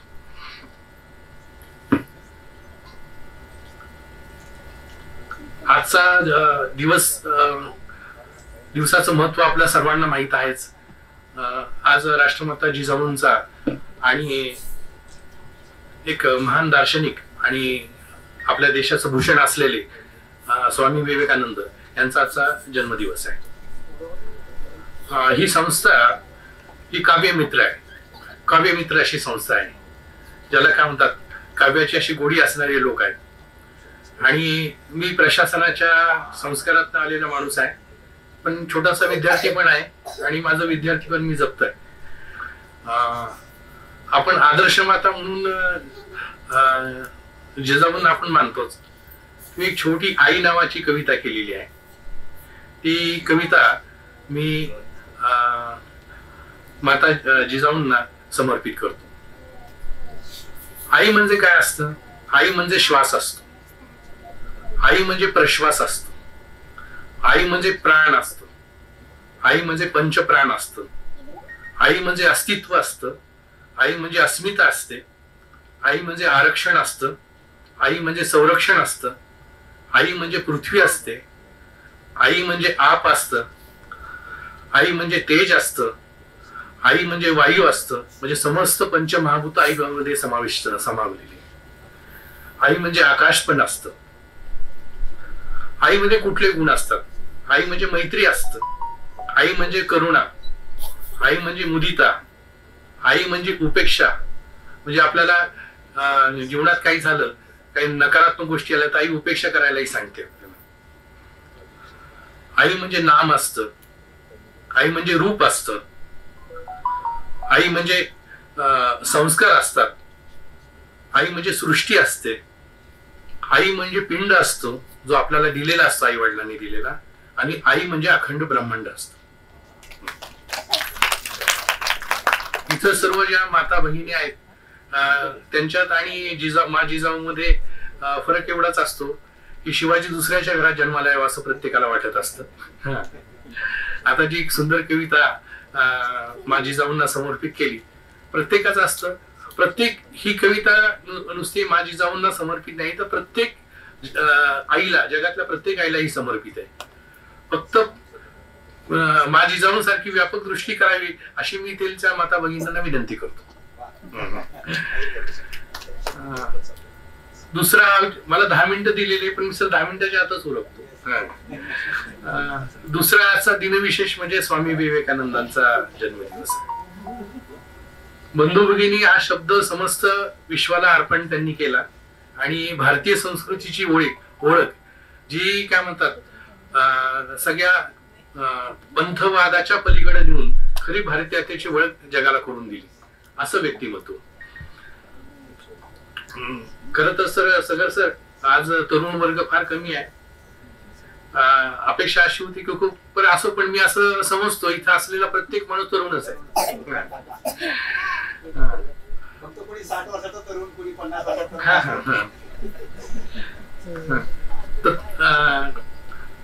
तरुणांमध्ये ऊर्जा असते, एक एनर्जी असते, सगळं जग बदलण्याची ताकद असते. आणि तरुण वय हे मोल्डिंग एज असतं की आपल्यातले दुर्गुण बाजूला सारून पुढे जाण्यासाठी जे काही सकारात्मक जी भावना असते ती या तरुण वयामध्ये असते. धम्मपदातला एक श्लोक आहे, धम्मपदातली एक गाथा आहे की अपमादो अमत पदं पमादो मच्छुनो पदं अपमत्ताना नियंतीये पमत्ता यथामत्ता. अपमादो म्हणजे जो माणूस उत्साही असतो, जो उद्योगशील असतो, जो सतत कार्यरत असतो, तो अमरत्व प्राप्त करतो, त्याला मृत्यू नसतो. आणि जो आळशी असतो तो जिवंतपणीच मृत अवस्थेत जगत असतो. असा आहे. आपल्या सर्वांना एकच विनंती की आजच्या या दिनाचं औचित्य साधून आपण जास्तीत जास्त कार्यरत राहाल. कारण की प्रत्येक दुर्गुणाचा जो काही बेस आहे तो माणसाचा आळस असतो. आळस आला की सगळे दुर्गुण तिथं चिकटतात. आणि ही जी गाथा म्हटलेली आहे, ही गाथा ऐकून एक फार मोठा आपल्या देशातला राजा होऊन गेला, त्याचं नाव राजा अशोक. राजा अशोकाने ही गाथा ऐकून त्याच्यामध्ये स्वतःमध्ये कलिंग युद्धानंतर परिवर्तन केलेलं आहे. त्याची पूर्वकथा वगैरे सांगण्याचा आता वेळ नाही, त्यामुळे मी वेळाभावी सांगत नाही. आपण नेहमी एकच करत असतो की परंपरेने आलेल्या गोष्टी फॉलो करत असतो. तर तरुणांनी प्रत्येक गोष्टीची चिकित्सा केली म्हणजे महात्मा फुल्यांनी जो काय म्हणतात धर्म चिकित्सेचा आणि विवेक चिकित्सेचा जो विचार सांगितलेला तो आपण फॉलो केला पाहिजे. पाली साहित्यातलं सूतपिटकातलं दीघ निकायामधलं एक सिगाळ सूत्र नावाचं सूत्र आहे. भगवंत ज्यावेळेस राजगृह मध्ये वेळूवनामध्ये थांबले होते भगवान बुद्ध आणि ते सकाळी भिक्षाटनाला जातात. भिक्षाटनाला जातात त्या गावात असलेल्या नदीच्या एक मुलगा आंघोळ करून त्याचे अंग ओलं सगळं नखशिकांत भिजलेला असा आणि तो सगळ्या दिशांना नमस्कार करत असतो. त्याचं नाव सिगाल असतं. तर भगवंत त्याला विचारतात तू काय करतो? म्हणजे माझ्या वडिलांनी सांगितलंय की चारही दिशांना नमस्कार करायचा. चारही दिशांच्या जे देवता आहेत त्यांना नमस्कार करायचा. पण का करायचा आणि त्याचं महत्व काय? तू विचारलंस का वडिलांना? नाही विचारलं. कारण की आपण असं एक भारतीय लोक असतात ते परंपरावादी असतात. ते का कसं काय विचारायचं नाही. जे मागणं चालत आलं ते पुढे चालू ठेवायचं. पण त्यातला जो विवेक आहे, त्यातला जो इसेन्स आहे, त्यातली जी फिलॉसॉफी आहे, त्यातलं जो मोटिवेशन आहे, त्यातला जो इसेन्स आहे तो आपण घेत नाही. पण भगवंत त्याला सांगतात की पूर्व दिशा जी असते ही गुरुची दिशा असते. जे आपण गुरु, कारण की प्रत्येक दिशा आपण म्हणतो ना की तुम्ही सांगेल ती पूर्व दिशा असं बोली भाषेत म्हटलं जातं. तर गुरुला तो रिस्पेक्ट असतो. म्हणून आपल्या देशामध्ये जे ऋषी मुनी किंवा बुद्धत्व प्राप्त केली ज्या भगवंतांनी त्यांनी पूर्व दिशाच निवडलेली. पूर्व दिशेला आपण फार नमस्कार केला जातो. पश्चिम दिशा ही आपल्या पत्नीची असते, आपल्या जीवनसाथीची असते. दक्षिण दिशा ही शिक्षक आणि अभिवादन करण्यासाठी शिक्षक वर्गाची असते आणि उत्तर दिशा असते ही सहकारी मित्रांची वगैरे असते. आपण म्हणतो राग आला एखादा माणूस आला तू पाताळात जा. पाताळात म्हणजे खालच्या दिशेत जा. आणि आता अशा लोकांची मेजॉरिटी खूप आहे सध्या. खूप राग आला की असे लोक खूप असाय. आणि तुम्ही पाहिलं असाल एखादा क्रिकेट प्लेअरनी सेंचुरी वगैरे केली तो आकाशाकडे पाहतो. तो का पाहतो? तो त्याच्या जो वरतीची शक्ती बसलेली आहे जी सर्व पंथामध्ये वेगळ्या शब्द काय म्हणतात शब्दांनी वेगळ्या भावनेने सांगितलेली आहे.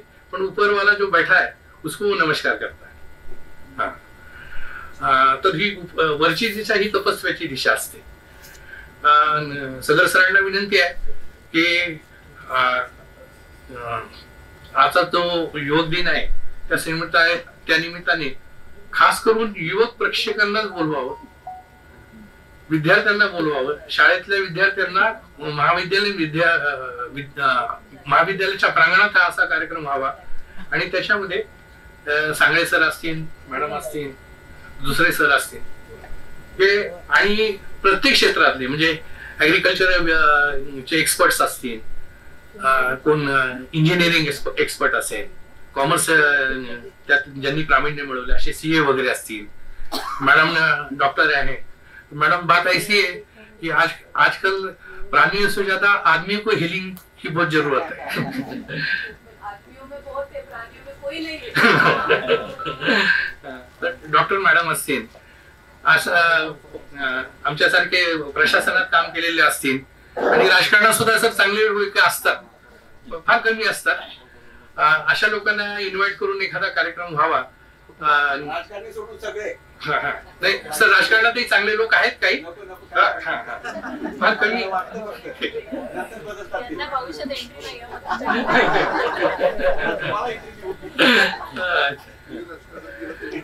नाही राजकारणात जायचंच नाही आपल्याला. असा एखादा एक कार्यक्रम व्हावा.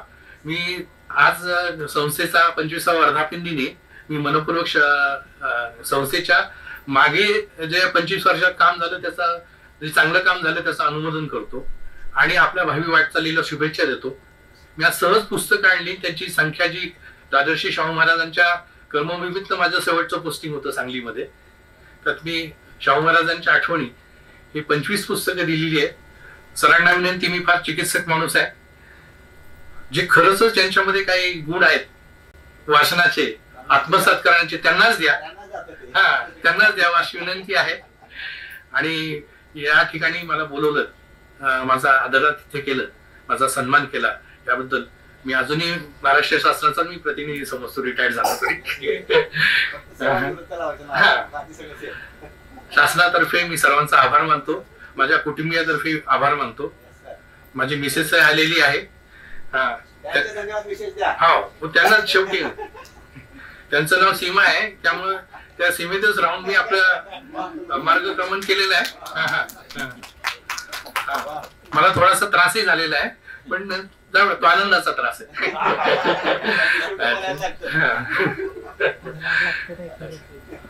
पुन्हा एकदा काव्यमित्र संस्थेला मनपूर्वक सदिच्छा. धन्यवाद. जय भारत. खूप खूप धन्यवाद सर. यानंतर काव्यमित्र संस्थेला शुभेच्छा देण्यासाठी कार्यक्रमाचे अध्यक्ष माननीय डॉक्टर संदीप सांगळे सर यांना मंचावर येण्याची विनंती.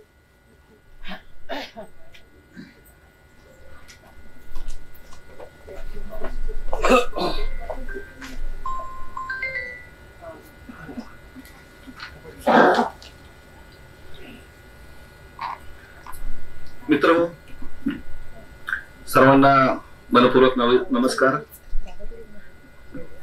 नव्या वर्षाच्या सर्वांना मनपूर्वक शुभेच्छा. ज्या काव्यमित्र संस्थेने समाजामध्ये आपल्या आगळ्या शैलीने कामाची पद्धत पुढे चालू ठेवलेली आहे आणि या संस्थेचा आज वर्धापन दिन आहे, त्याबद्दल आदरणीय राजेंद्र सगर सर आणि त्यांच्या सगळ्या टीमला, संस्थेचे अध्यक्ष या ठिकाणी आहेत, त्यांची सगळी टीम या ठिकाणी आहे, त्या सर्वांना मी सर्वप्रथम रौप्य महोत्सवाच्या मनपूर्वक शुभेच्छा देतो. सुवर्ण महोत्सव, अमृत महोत्सव अशी दमदार वाटचाल पुढे आपली चालू राहावी ह्या सदिच्छा निमित्ताने व्यक्त करतो. व्यासपीठावर उपस्थित असलेल्या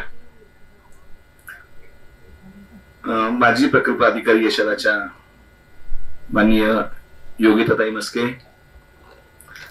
त्याचबरोबर सांगली मिरज कुपवाड महापालिकेचे माजी उपायुक्त जे नुकतेच आता निवृत्त झाले, ज्यांनी अतिशय मार्मिक असं संबोधन आपल्याला या ठिकाणी केलं, असे माननीय संजीव ओहळ साहेब, सुशील दादा बियानी, तहसीन शेख, त्याचबरोबर सभागृहामध्ये उपस्थित असलेले रणधीर पाटील, प्रमथेश जंगम,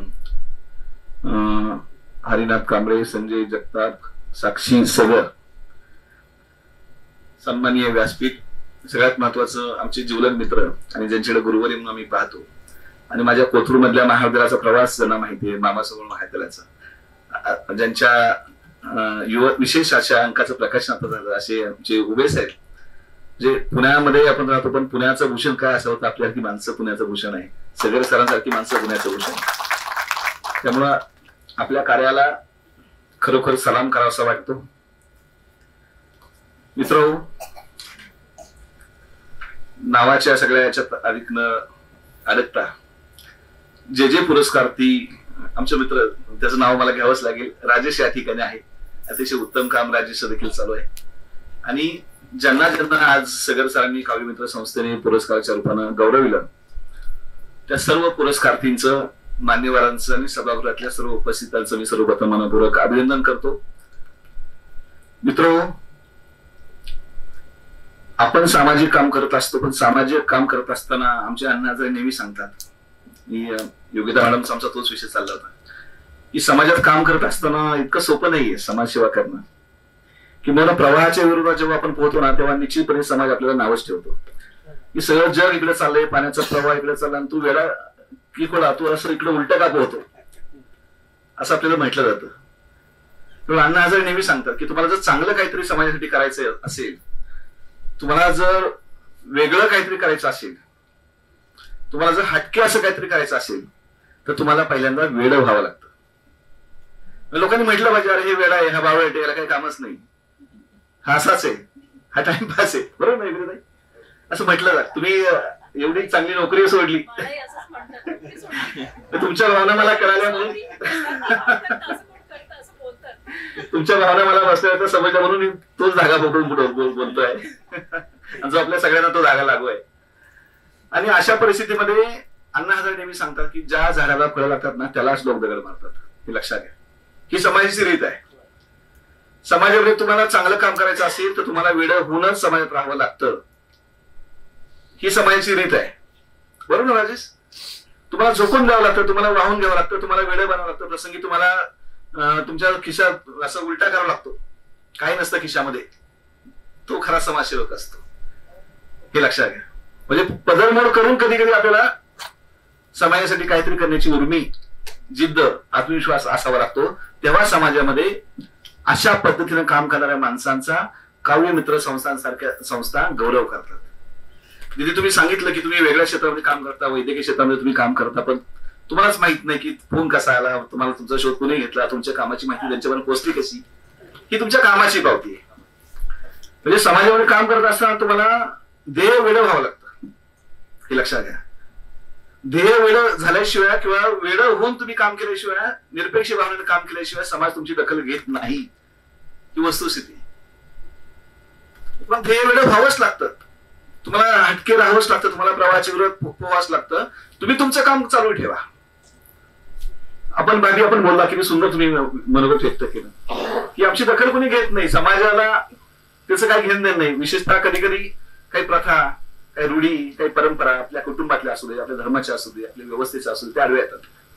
आणि सगळं साहेब तुमचं मी मनपूर्वक अभिनंदन करेन की तुमच्या काव्य मित्राचाच मी एक जीवलक असा पार्ट आहे. मी तुमचा कार्यक्रमाला काही नवीन पाहुणा नाही. 2-3-4 वर्षापूर्वी सुद्धा अतिशय सुंदर कार्यक्रम आपण या ठिकाणी घेतला.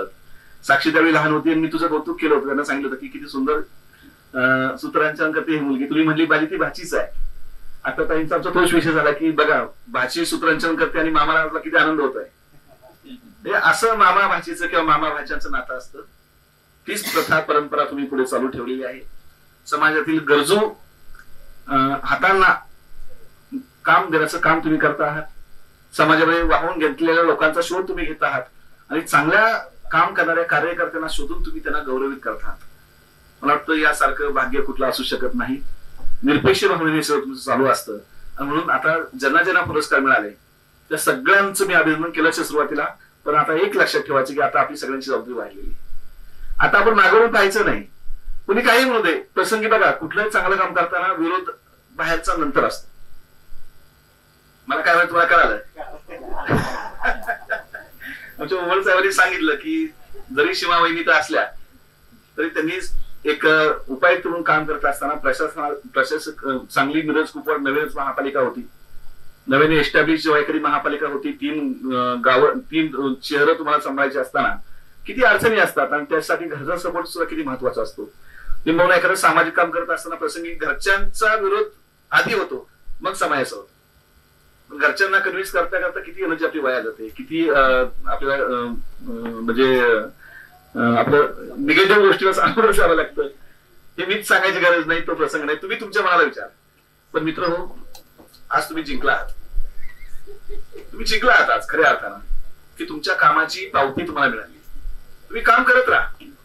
मागे वळून पाहू नका. तुमच्या ध्येयापासून विचलित होऊ नका. तुमचं मिशन आणि विजन या ठिकाणी कुठेही डिस्टर्ब होऊ देऊ नका. आणि म्हणून हा पुरस्कार आहे. म्हणजे तुमच्यातला आत्मविश्वास अधिक वृद्धिंगत होण्यासाठी हा पुरस्कार आहे. थोडा जर तुमच्या मनामध्ये न्यूनगंड असला तरी तो न्यूनगंड कमी करायचा प्रयत्न करा आणि त्याची जागा आत्मविश्वासाने घेऊ द्या. तुमच्या हातून असंच उत्तमोत्तम चांगलं समाजासाठी, राष्ट्रासाठी, युवकांसाठी चांगलं काम करत राहील असा आशावाद या निमित्तानं मला निश्चितपणे व्यक्त करायला आवडेल. मित्र, मस्केतांनी सांगितलं, ओहळ साहेबांनी सांगितलं, अनेक काही वक्ते बोलले की अवतीभोवतीची परिस्थिती जर आपण पाहिली, 21व्या शतकाच्या गप्पा आपण मारतो, विज्ञान युगाच्या गप्पा आपण मारतो, आपण मंगळावर गेलो, आपण चंद्रावर गेलो, सगळीकडे जरी आपण गेलो, भारत माझा देश आहे, सारे भारतीय माझे बंधू आहेत, माझे देशावर माझं प्रेम आहे असं मी म्हणतो. पण हे सगळं करत असताना आपल्याच भारत देशामध्ये एकीकडे भौतिक प्रगती होती आहे, एकीकडे विज्ञान पुढे जात आहे, एकीकडे सगळ्या गोष्टी आम्हाला पाहिजे तशा आता मिळत आहेत, आमचं जीवनमान या ठिकाणी उंचावलं आहे. पण हे सगळं करत असताना, ह्या जमेच्या बाजू पाहत असताना दुसरी बाजू सुद्धा आपल्याला पाहिलं पाहिजे. दुसऱ्या बाजूकडे सुद्धा आपण व्यवस्थित पाहिलं पाहिजे. त्याचं कारण असं आहे की एकीकडं भौतिक प्रगती होत असताना दुसरीकडं मानसिक अधोगती, सामाजिक अधोगती इतकी जबरदस्त होते आहे, इतकी वेगाने होती आहे. इथं सुद्धा आपल्याला निश्चितपणे लक्ष द्यावं लागणार आहे. भौतिक प्रगती होत राहील, तो आज आपला विषय नाही. पण विशेषतः दुसऱ्या बाजूकडे आज आपण इथं बसलेल्या प्रत्येकाने बघितलं पाहिजे, कारण तो आपला धागा आहे. कारण आपण समाजासाठी काहीतरी करणारी माणसं आहोत, आपण वाहून घेतलेली माणसं आहोत. हे सगळं काम करत असताना पदरमोड करून काहीतरी वेगळं हटके काम करणारी आपण माणसं आहोत. आणि आपल्या सगळ्यांमध्ये सामाजिक बांधिलकी आजही जिवंत आहे, याचा निश्चितपणे आपल्या सगळ्यांना अभिमान आहे, हे लक्षात आहे. तर तुम्ही सांगितलं की किती अवतीभोवतीची परिस्थिती बिकट आहे. विशेषतः जातीचे प्रश्न अधिक टोकदार होत आहेत, आरक्षणाचे प्रश्न अधिक टोकदार होत आहेत. समाजातली माणुसकी हळूहळू वृद्धिंगत होण्याऐवजी ती अधोगतीकडे चाललेली आहे. अशा अवस्थेमध्ये आम्हाला पहिल्यांदा आम्ही माणूस पण आपल्याला शोधायचे. असं म्हणायची वेळ आली की अरे माणसा कधी होशील माणूस. बघा 21व्या शतकाचं आपल्याला तेच गीत परत गायची वेळ आली तर मित्र, ही प्रगती नाही, ही निश्चितपणे अधोगती आहे. आणि ह्या अधोगतीकडून, ही विखारी अशा गोष्टीकडून, या विकृतीकडून जर आम्हाला संस्कृतीकडे जर जायचं असेल तर काव्य मित्र संस्थेसारखं काम तुम्ही करत असलेलं समाजातलं काम निश्चितपणे उज्ज्वल ठरावं, निश्चितपणे त्याला दिशा मिळावी, समाजातील विसंगती नष्ट होऊन खऱ्या अर्थानं सुसंगतीकडे आपण वाटचाल करावी. आणि म्हणून आजचा हा कार्यक्रम, म्हणून आजचा हा प्रवाह आहे, म्हणून आजचा हा रौप्य महोत्सव असं म्हटलं तर वावगं ठरणार. युवक दिन आपण साजरा करतो आज 12 जानेवारी. स्वामी विवेकानंद हे आमच्या सगळ्यांचे आदर्श आहेत, विशेषतः युवकांच्या संदर्भामध्ये. मी नेहमी बोलतो की आजच्या युवकांच्या संदर्भामध्ये एकीकडे स्वामीजींचा आदर्श असू देत, त्यांचे गुरु असू दे रामकृष्ण परमहंस, त्यांचा आदर्श असू देत, फुले शाहू आंबेडकरांची भूमी आहे, महाराष्ट्र ही संतांची भूमी आहे, शूरवीरांची भूमी, क्रांतिकारकांची भूमी. एकेकाळी या मराठी माणसाने आटके पार झेंडे रोवले होते, म्हणजे शौर्य आणि पराक्रम हे आपल्या रक्तामध्ये. अटक नावाचं शहर कुठं तिकडे अफगाणिस्तानमध्ये, म्हणजे जम्मू काश्मीर ओलांडून पलीकडे पाकिस्तान ओलांडून बलुचिस्तान ओलांडून अटक, म्हणजे अफगाणिस्तानापर्यंत आपलं मराठा सैन्य गेलं होतं, मराठी माणसं गेली होती. इतकं शौर्य आणि पराक्रम ह्या महाराष्ट्राच्या मातीमध्ये, मराठ्याच्या भूमीमध्ये. पण एकेकाळी अटके पार झेंडे रोवणारं आमचं मराठी साम्राज्य आज महाराष्ट्रापुरतं बोलायचं झालं तर एकीकडे सगळे मीडियाचा जर रोज आपण मारा पाहिला, बातम्या जर आपण पाहिल्या, वर्तमानपत्र जर आपण पाहिली, तर हाच होता का तो महाराष्ट्र की ज्या स्वराज्यामध्ये, ज्या भूमीमध्ये आमच्या छत्रपती शिवरायांनी हिंदवी स्वराज्याची स्थापना करून 18 पगड जातींना सोबत घेऊन या ठिकाणी सुराज्य प्रस्थापित केलं. हाच होता का तो महाराष्ट्र की ज्या महाराष्ट्राची गावातली सगळी भूमी हातामध्ये खराटा घेऊन जिने झाडली आणि गोपाला गोपाला देवकीनंदन गोपाला म्हणून सगळ्या जगाला, सगळ्या महाराष्ट्राला एकतेचा संदेश दिला, स्वच्छतेचा मंत्र दिला, असे आमचे संत गाडगे बाबा. त्यांचाच हा महाराष्ट्र एक. पायाला बेंगरी लावून या ठिकाणी माझी बहुजन समाजातली मुलं शिकली पाहिजेत, माझ्या बहुजन समाजातल्या मुलांची उन्नती झाली पाहिजे. फक्त पुण्या मुंबई पुरतं किंवा विशिष्ट वर्गापुरतं ज्ञानभारती न राहता खऱ्या अर्थानं ग्रामीण भागातली बहुजन समाजातली शेतकऱ्यांची, कामगारांची मुलं या ठिकाणी शिकली पाहिजेत. हा मंत्र घेऊन अनवाणी हिंदून आमच्या सांगलीच्या कर्मवीर पाटलांनी इकडे पार अगदी मराठवाड्यापर्यंत रयत शिक्षण संस्थेची गंगा या ठिकाणी नेली आणि असंख्य बहुजन समाजाची मुलं शिकली. त्याचा मी एक लाभार्थी, मी रयतचा विद्यार्थी, मी अभिमानाने सांगतो. असे आमचे कर्मवीर भाऊराव पाटील, त्यांचा हा महाराष्ट्र.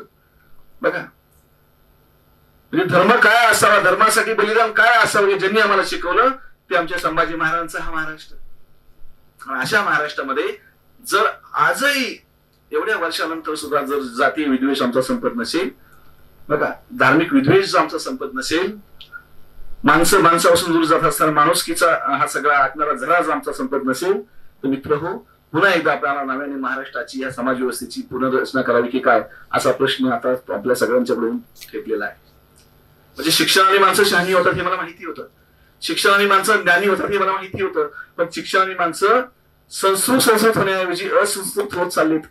हा एक नवीन ट्रेंड आता येऊ घातला की काय, हा तुमच्या आमच्या सगळ्यांच्या प्रश्न आहे. रोज आपण घरी गेल्याच्या नंतर, वर्तमानपत्र उघडल्यानंतर, टीव्ही पुढे बातम्या लावल्यापासून, अन्नाचा पासून त्या आकापर्यंत बघा म्हणजे काय चाललंय सगळ्या समाजामध्ये, किती वाईट अवस्थेमध्ये आपण वावरत आहोत. आणि ते आपण आदर्श आपल्या युवा पिढीला देणार आहोत काय?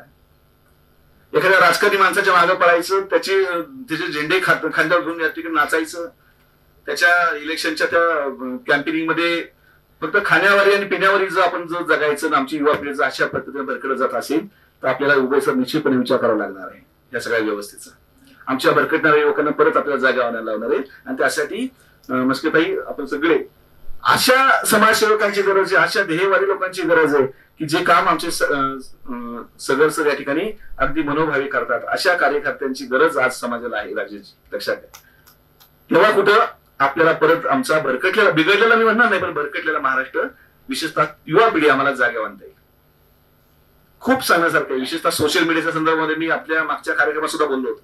माझं भाषण तुम्ही परत रेकॉर्ड करून आठवा. विशेषतः सोशल मीडियावर मी बोललो होतो त्या दिवशी की social media, mobile, WhatsApp, Twitter, Facebook, Instagram याच्या इतके इतके इतके आमचे पोरं आहारी गेलेत ना की आमची एकाग्रता नावाची गोष्ट संपून गेलेली आहे. याचा सुद्धा आपण विचार करणं गरजेचं, कारण ती तुमच्या माझ्या प्रत्येकाच्या घरातली समस्या आहे. त्यात आपल्या घरापर्यंत त्याचे दुष्परिणाम यायला लागलेत. ते आता त्याच्या घरात जाणून मला काय त्याचं असं आता चालणार नाही. कोरोना काळ वाईटच होता. कोरोना काळामध्ये आपण खूप गोष्टी शिकलो, पण शिकल्यानंतर आपण तितक्याच झपाट्याने विसरलो. 2, 3, 4 वर्ष कोरोनाला होऊन गेले. आता परत आम्ही विसरलो. कोरोनाने आम्हाला खरं माणूस पण खरं अस्तित्व आमचं जाणवलं की क्षणभंगूर आयुष्य मित्र, क्षणभंगूर आयुष्य. बोलता बोलता चालता चालता माणसं मरायची, अशी अप्रिय अशा बातम्या आपल्या कानावर पडायच्या. आपण अस्वस्थ व्हायचो. अरे काल आयुष्यभर मी ज्याच्यासोबत राहिलो, 10-10, 20-20 वर्ष ज्याच्याबरोबर मी शाळा महाविद्यालयात शिकलो, तो माझा मित्र गेला. त्याचं वय 22 असू दे, 24 असू दे, 40 असू दे, 50 असू दे.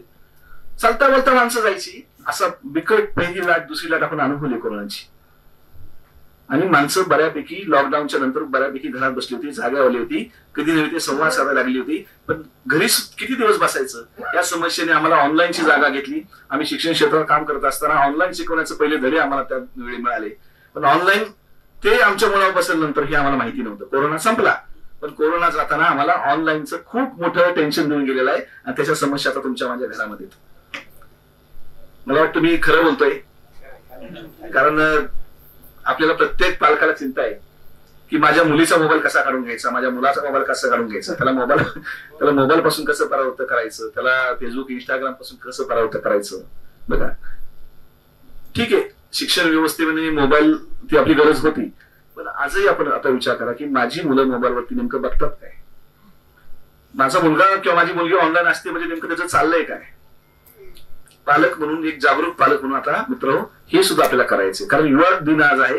योग दिनाच्या दिवशी हे आपल्याला बोललंच पाहिजे. नवीन समस्या, नवीन संकट आता आपल्या पुढे येऊन घातलेलं आहे. कारण मोबाईलचे दुष्परिणाम मी आता त्याच्या फार खोलात जाणार नाही, पण एकच गोष्ट सांगतो की संवाद नावाची गोष्ट आता आमची हरवत चालली. फक्त त्याला जबाबदारी टीव्ही आणि मोबाईल. सोशल मीडियाचा अतिरेक झाला. सोशल मीडिया ही काळाची गरज जरूर मी मान्य करेल. सोशल मीडिया ही संपर्काचं प्रभावी साधन हे जरूर मी मान्य करेल, पण त्याही पलीकडे जाऊन त्याचा किती वापर करायचा, कसा वापर करायचा याचं ट्रेनिंग आजही आमच्या देशामध्ये जर मिळत नसेल आणि आजही आमचा सत्सक विवेकचं जागृत होत नसेल आणि सोशल मीडियाच्या सगळ्या लाटीमध्ये जर आम्ही जर बरकत जात असू तर आम्ही जगणं हरवलंय मित्र. आम्ही संवाद हरवलाय, आम्ही माणुसकी हरवली, आम्ही माणुसकी होत चाललोय. त्यामुळे आमच्या भावना बोथट होत चालल्या. बोथट झालेल्या भावना परत जर आम्हाला संवेदनशील करायचं असेल, परत जर आम्हाला टोकदार करायचे असतील, माणूसपणे हरवलं माणूसपणे जर परत आम्हाला आत्मसात करायचं असेल, संध्याकाळी घरामध्ये पंक्ती, आई वडील, 2 मुलं, आजी आजोबा मोठ्या गुण्यागोविंदाने पंक्तीने खाली घरात बसायचे, मांड्या घालून आपण बसायचो, एकत्र जेवायचो, संवाद व्हायचा, टीव्ही बंद असायचा. आज प्रत्येक घरात बेडरूम मध्ये मुलगा असतो त्याला मिस कॉल द्यावा लागतो, अरे हे जेवायला, जे ताट वाढले. दुसऱ्या बेडरूम मध्ये दिदी असते, तिला फोन करावा लागतो, अरे दिदी आता ये, 9 वाजले, 9:30 वाजले, बस झालं, आम्ही वाट बघतोय, अन्न गरम व्हायला लागलं, ये जेवायला. म्हणजे हे काय चालू आहे? ही तुमच्या माझ्या घरातली आज समस्या आहे. त्यामुळे झालंय काय की वाचाल तर वाचाल असं आम्ही म्हणतो. वाचन संस्कृती पंधरवडा महाराष्ट्र शासनाचा सध्या चालू आहे.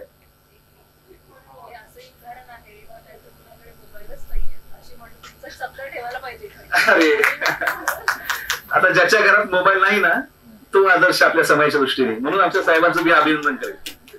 एकीकडे असा होता की आपण बघतो की गावामध्ये एकच टीव्ही असायचा, रामायण महाभारताच्या त्या मालिका त्यावेळी चालू असायची. रविवारचा दिवस असायचा आणि सगळं गाव त्या ग्रामपंचायत किंवा हायस्कूलच्या एकाच टीव्ही पुढे रामायण किंवा महाभारत बघायला यायचं. आणि त्यावेळी ते अँटिना असायची. नवी पोरांना माहित नाही, आमचं बालपण तयार केलेलं आहे. आम्ही भाग्यवान आहोत की आम्ही नवी पिढी पण बघतोय आणि जुनी पिढी पण बघतोय. आणि तो अँटिना त्या टीव्हीला मुंग्या यायचा, तो एक जण तो अँटिना हलवायला असायचा, तेव्हा ते चित्र कुठेतरी स्थिर व्हायचं. असा काळ होता. मोबाईल नावाची गोष्ट कुणाच माहित नव्हतं, टेलिफोन नसायचा. नंतर मी पत्रकार असताना, पुढारीमध्ये काम करत असताना पेजर नावाची संकल्पना आम्ही उभे सर. पेजर मोबाईल नव्हते. 2000 साली मी पेजर वापरले. जरी पुढारी मला मी उपसंपर्क होतो, मला पेजर दिलता. पेजर म्हणजे फक्त मेसेज यायचे. म्हणजे बघा, मुंग्या येणाऱ्या टीव्ही पासून, पेजर पासून, नंतर ते एक दांडका असलेला मोबाईल ज्याच्या हातात असायचा ना बटनाचा, नोकिया, ज्याच्याकडे मोबाईल असायचा तो त्याच्याकडे म्हणजे अप्रूप वाटायचा. अरे काय हा ग्रेट माणूस आहे, काय व्हीव्हीआयपी माणूस आहे की त्याच्याकडे मोबाईल आहे. बघणाऱ्याला सुद्धा असं कुतूहल वाटायचं. आज मोबाईल नसलेला माणूस दाखवा अशी वेळ आलेली म्हणजे डिजिटल क्रांती जरूर झाली. बघा प्रमोद महाजनांचं श्रेय दिलं पाहिजे. त्यांनी 3G 4G 2G पासून हा प्रवास सुरू झालाय अटल बिहारी वाजपेयी याच्यापासून. आता 5G आता 6G पर्यंत आता क्रांती झालेली. आता मोबाईल नसलेला माणूस दाखवा अशी माझी वेळ आली. चांगली गोष्ट आहे. डिजिटल क्रांती जरूर झाली पण ही क्रांती होत असताना आमचा संवाद हरवला, आमची एकाग्रता हरवली, आमचं माणूसपण हरवलं, आमचं वाचन संस्कृती नष्ट होत चालली. आणि जिथं वाचन नाही तिथं विचार नाही, जिथं वाचन नाही तिथं शब्दसंग्रह नाही, जिथं वाचन नाही तिथं चिंतन नाही, नवे नवे जिथं वाचन नाही तिथं मनन पण नाही. आणि वाचन चिंतन मनन जर आमचं संपलं तर माणूस म्हणून तुम्हाला काय करणार आहे? माणूस पण आपण नव्या पोराला काय सांगणार आहे आपल्या की बाबा हे असे संस्कार असतात, हे आपले आजोबा आहेत, ती आपली आजी आहे, ही आपली चुलते आहेत, ही आपली काकी आहे, हे आपले मामा आहेत. नातेसंबंध तर दूरची गोष्ट. घरात आई वडिलांचाच मुलांशी संवाद होत नाही, घरामध्ये मुलांचाच भावा बहिणीशी संवाद होत नाही, काका काकूंच्या घरामध्ये संवाद होत नाही. प्रत्येक जण मोबाईल मध्ये बघणं आहे. सांगितलं की परवा सांगली जिल्ह्यामध्ये गेलो होतो पत्याराव कदमांच्या संस्थेमध्ये. कडेगाव तालुका आहे कदम साहेबांचा, भिलवडी वांगीचा आता तो पलूस कडेगाव मतदारसंघ आहे. आंबक नावाची शाळा आहे. ती आंबकच्या शेजारी पलीकडे 3 किलोमीटरवर मोहित्यांचं वडगाव नावाचं गाव आहे.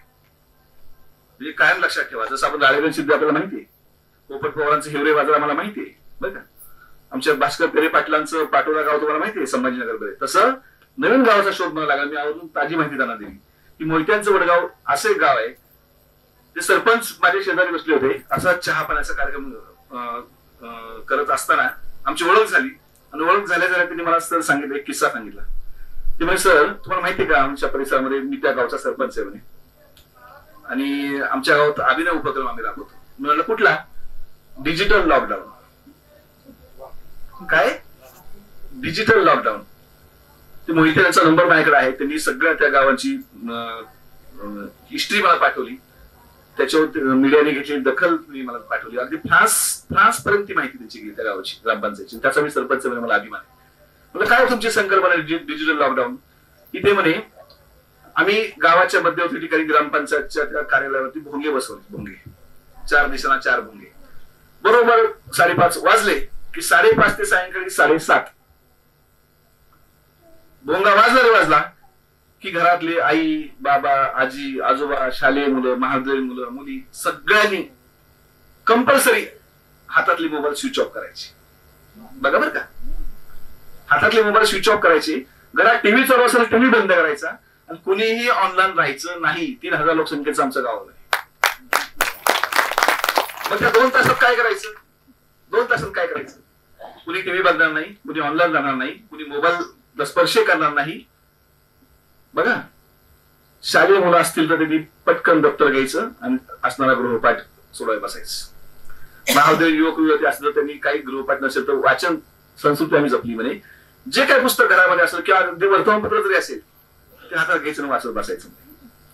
घरातली महिला असू दे, घरातला पुरुष असू दे, करता पुरुष असू दे, करती महिला असू दे, वयस्कर माणसं असू दे, त्यांनी काय करायचं? त्यांनी आपल्या मुलांना काही काम नसेल आपल्या मुलांकडे लक्ष ठेवायचं. त्यांना 4 गोष्टी सांगायच्या. त्यांना जुने पुराणे तुमचे अनुभव सांगायचे.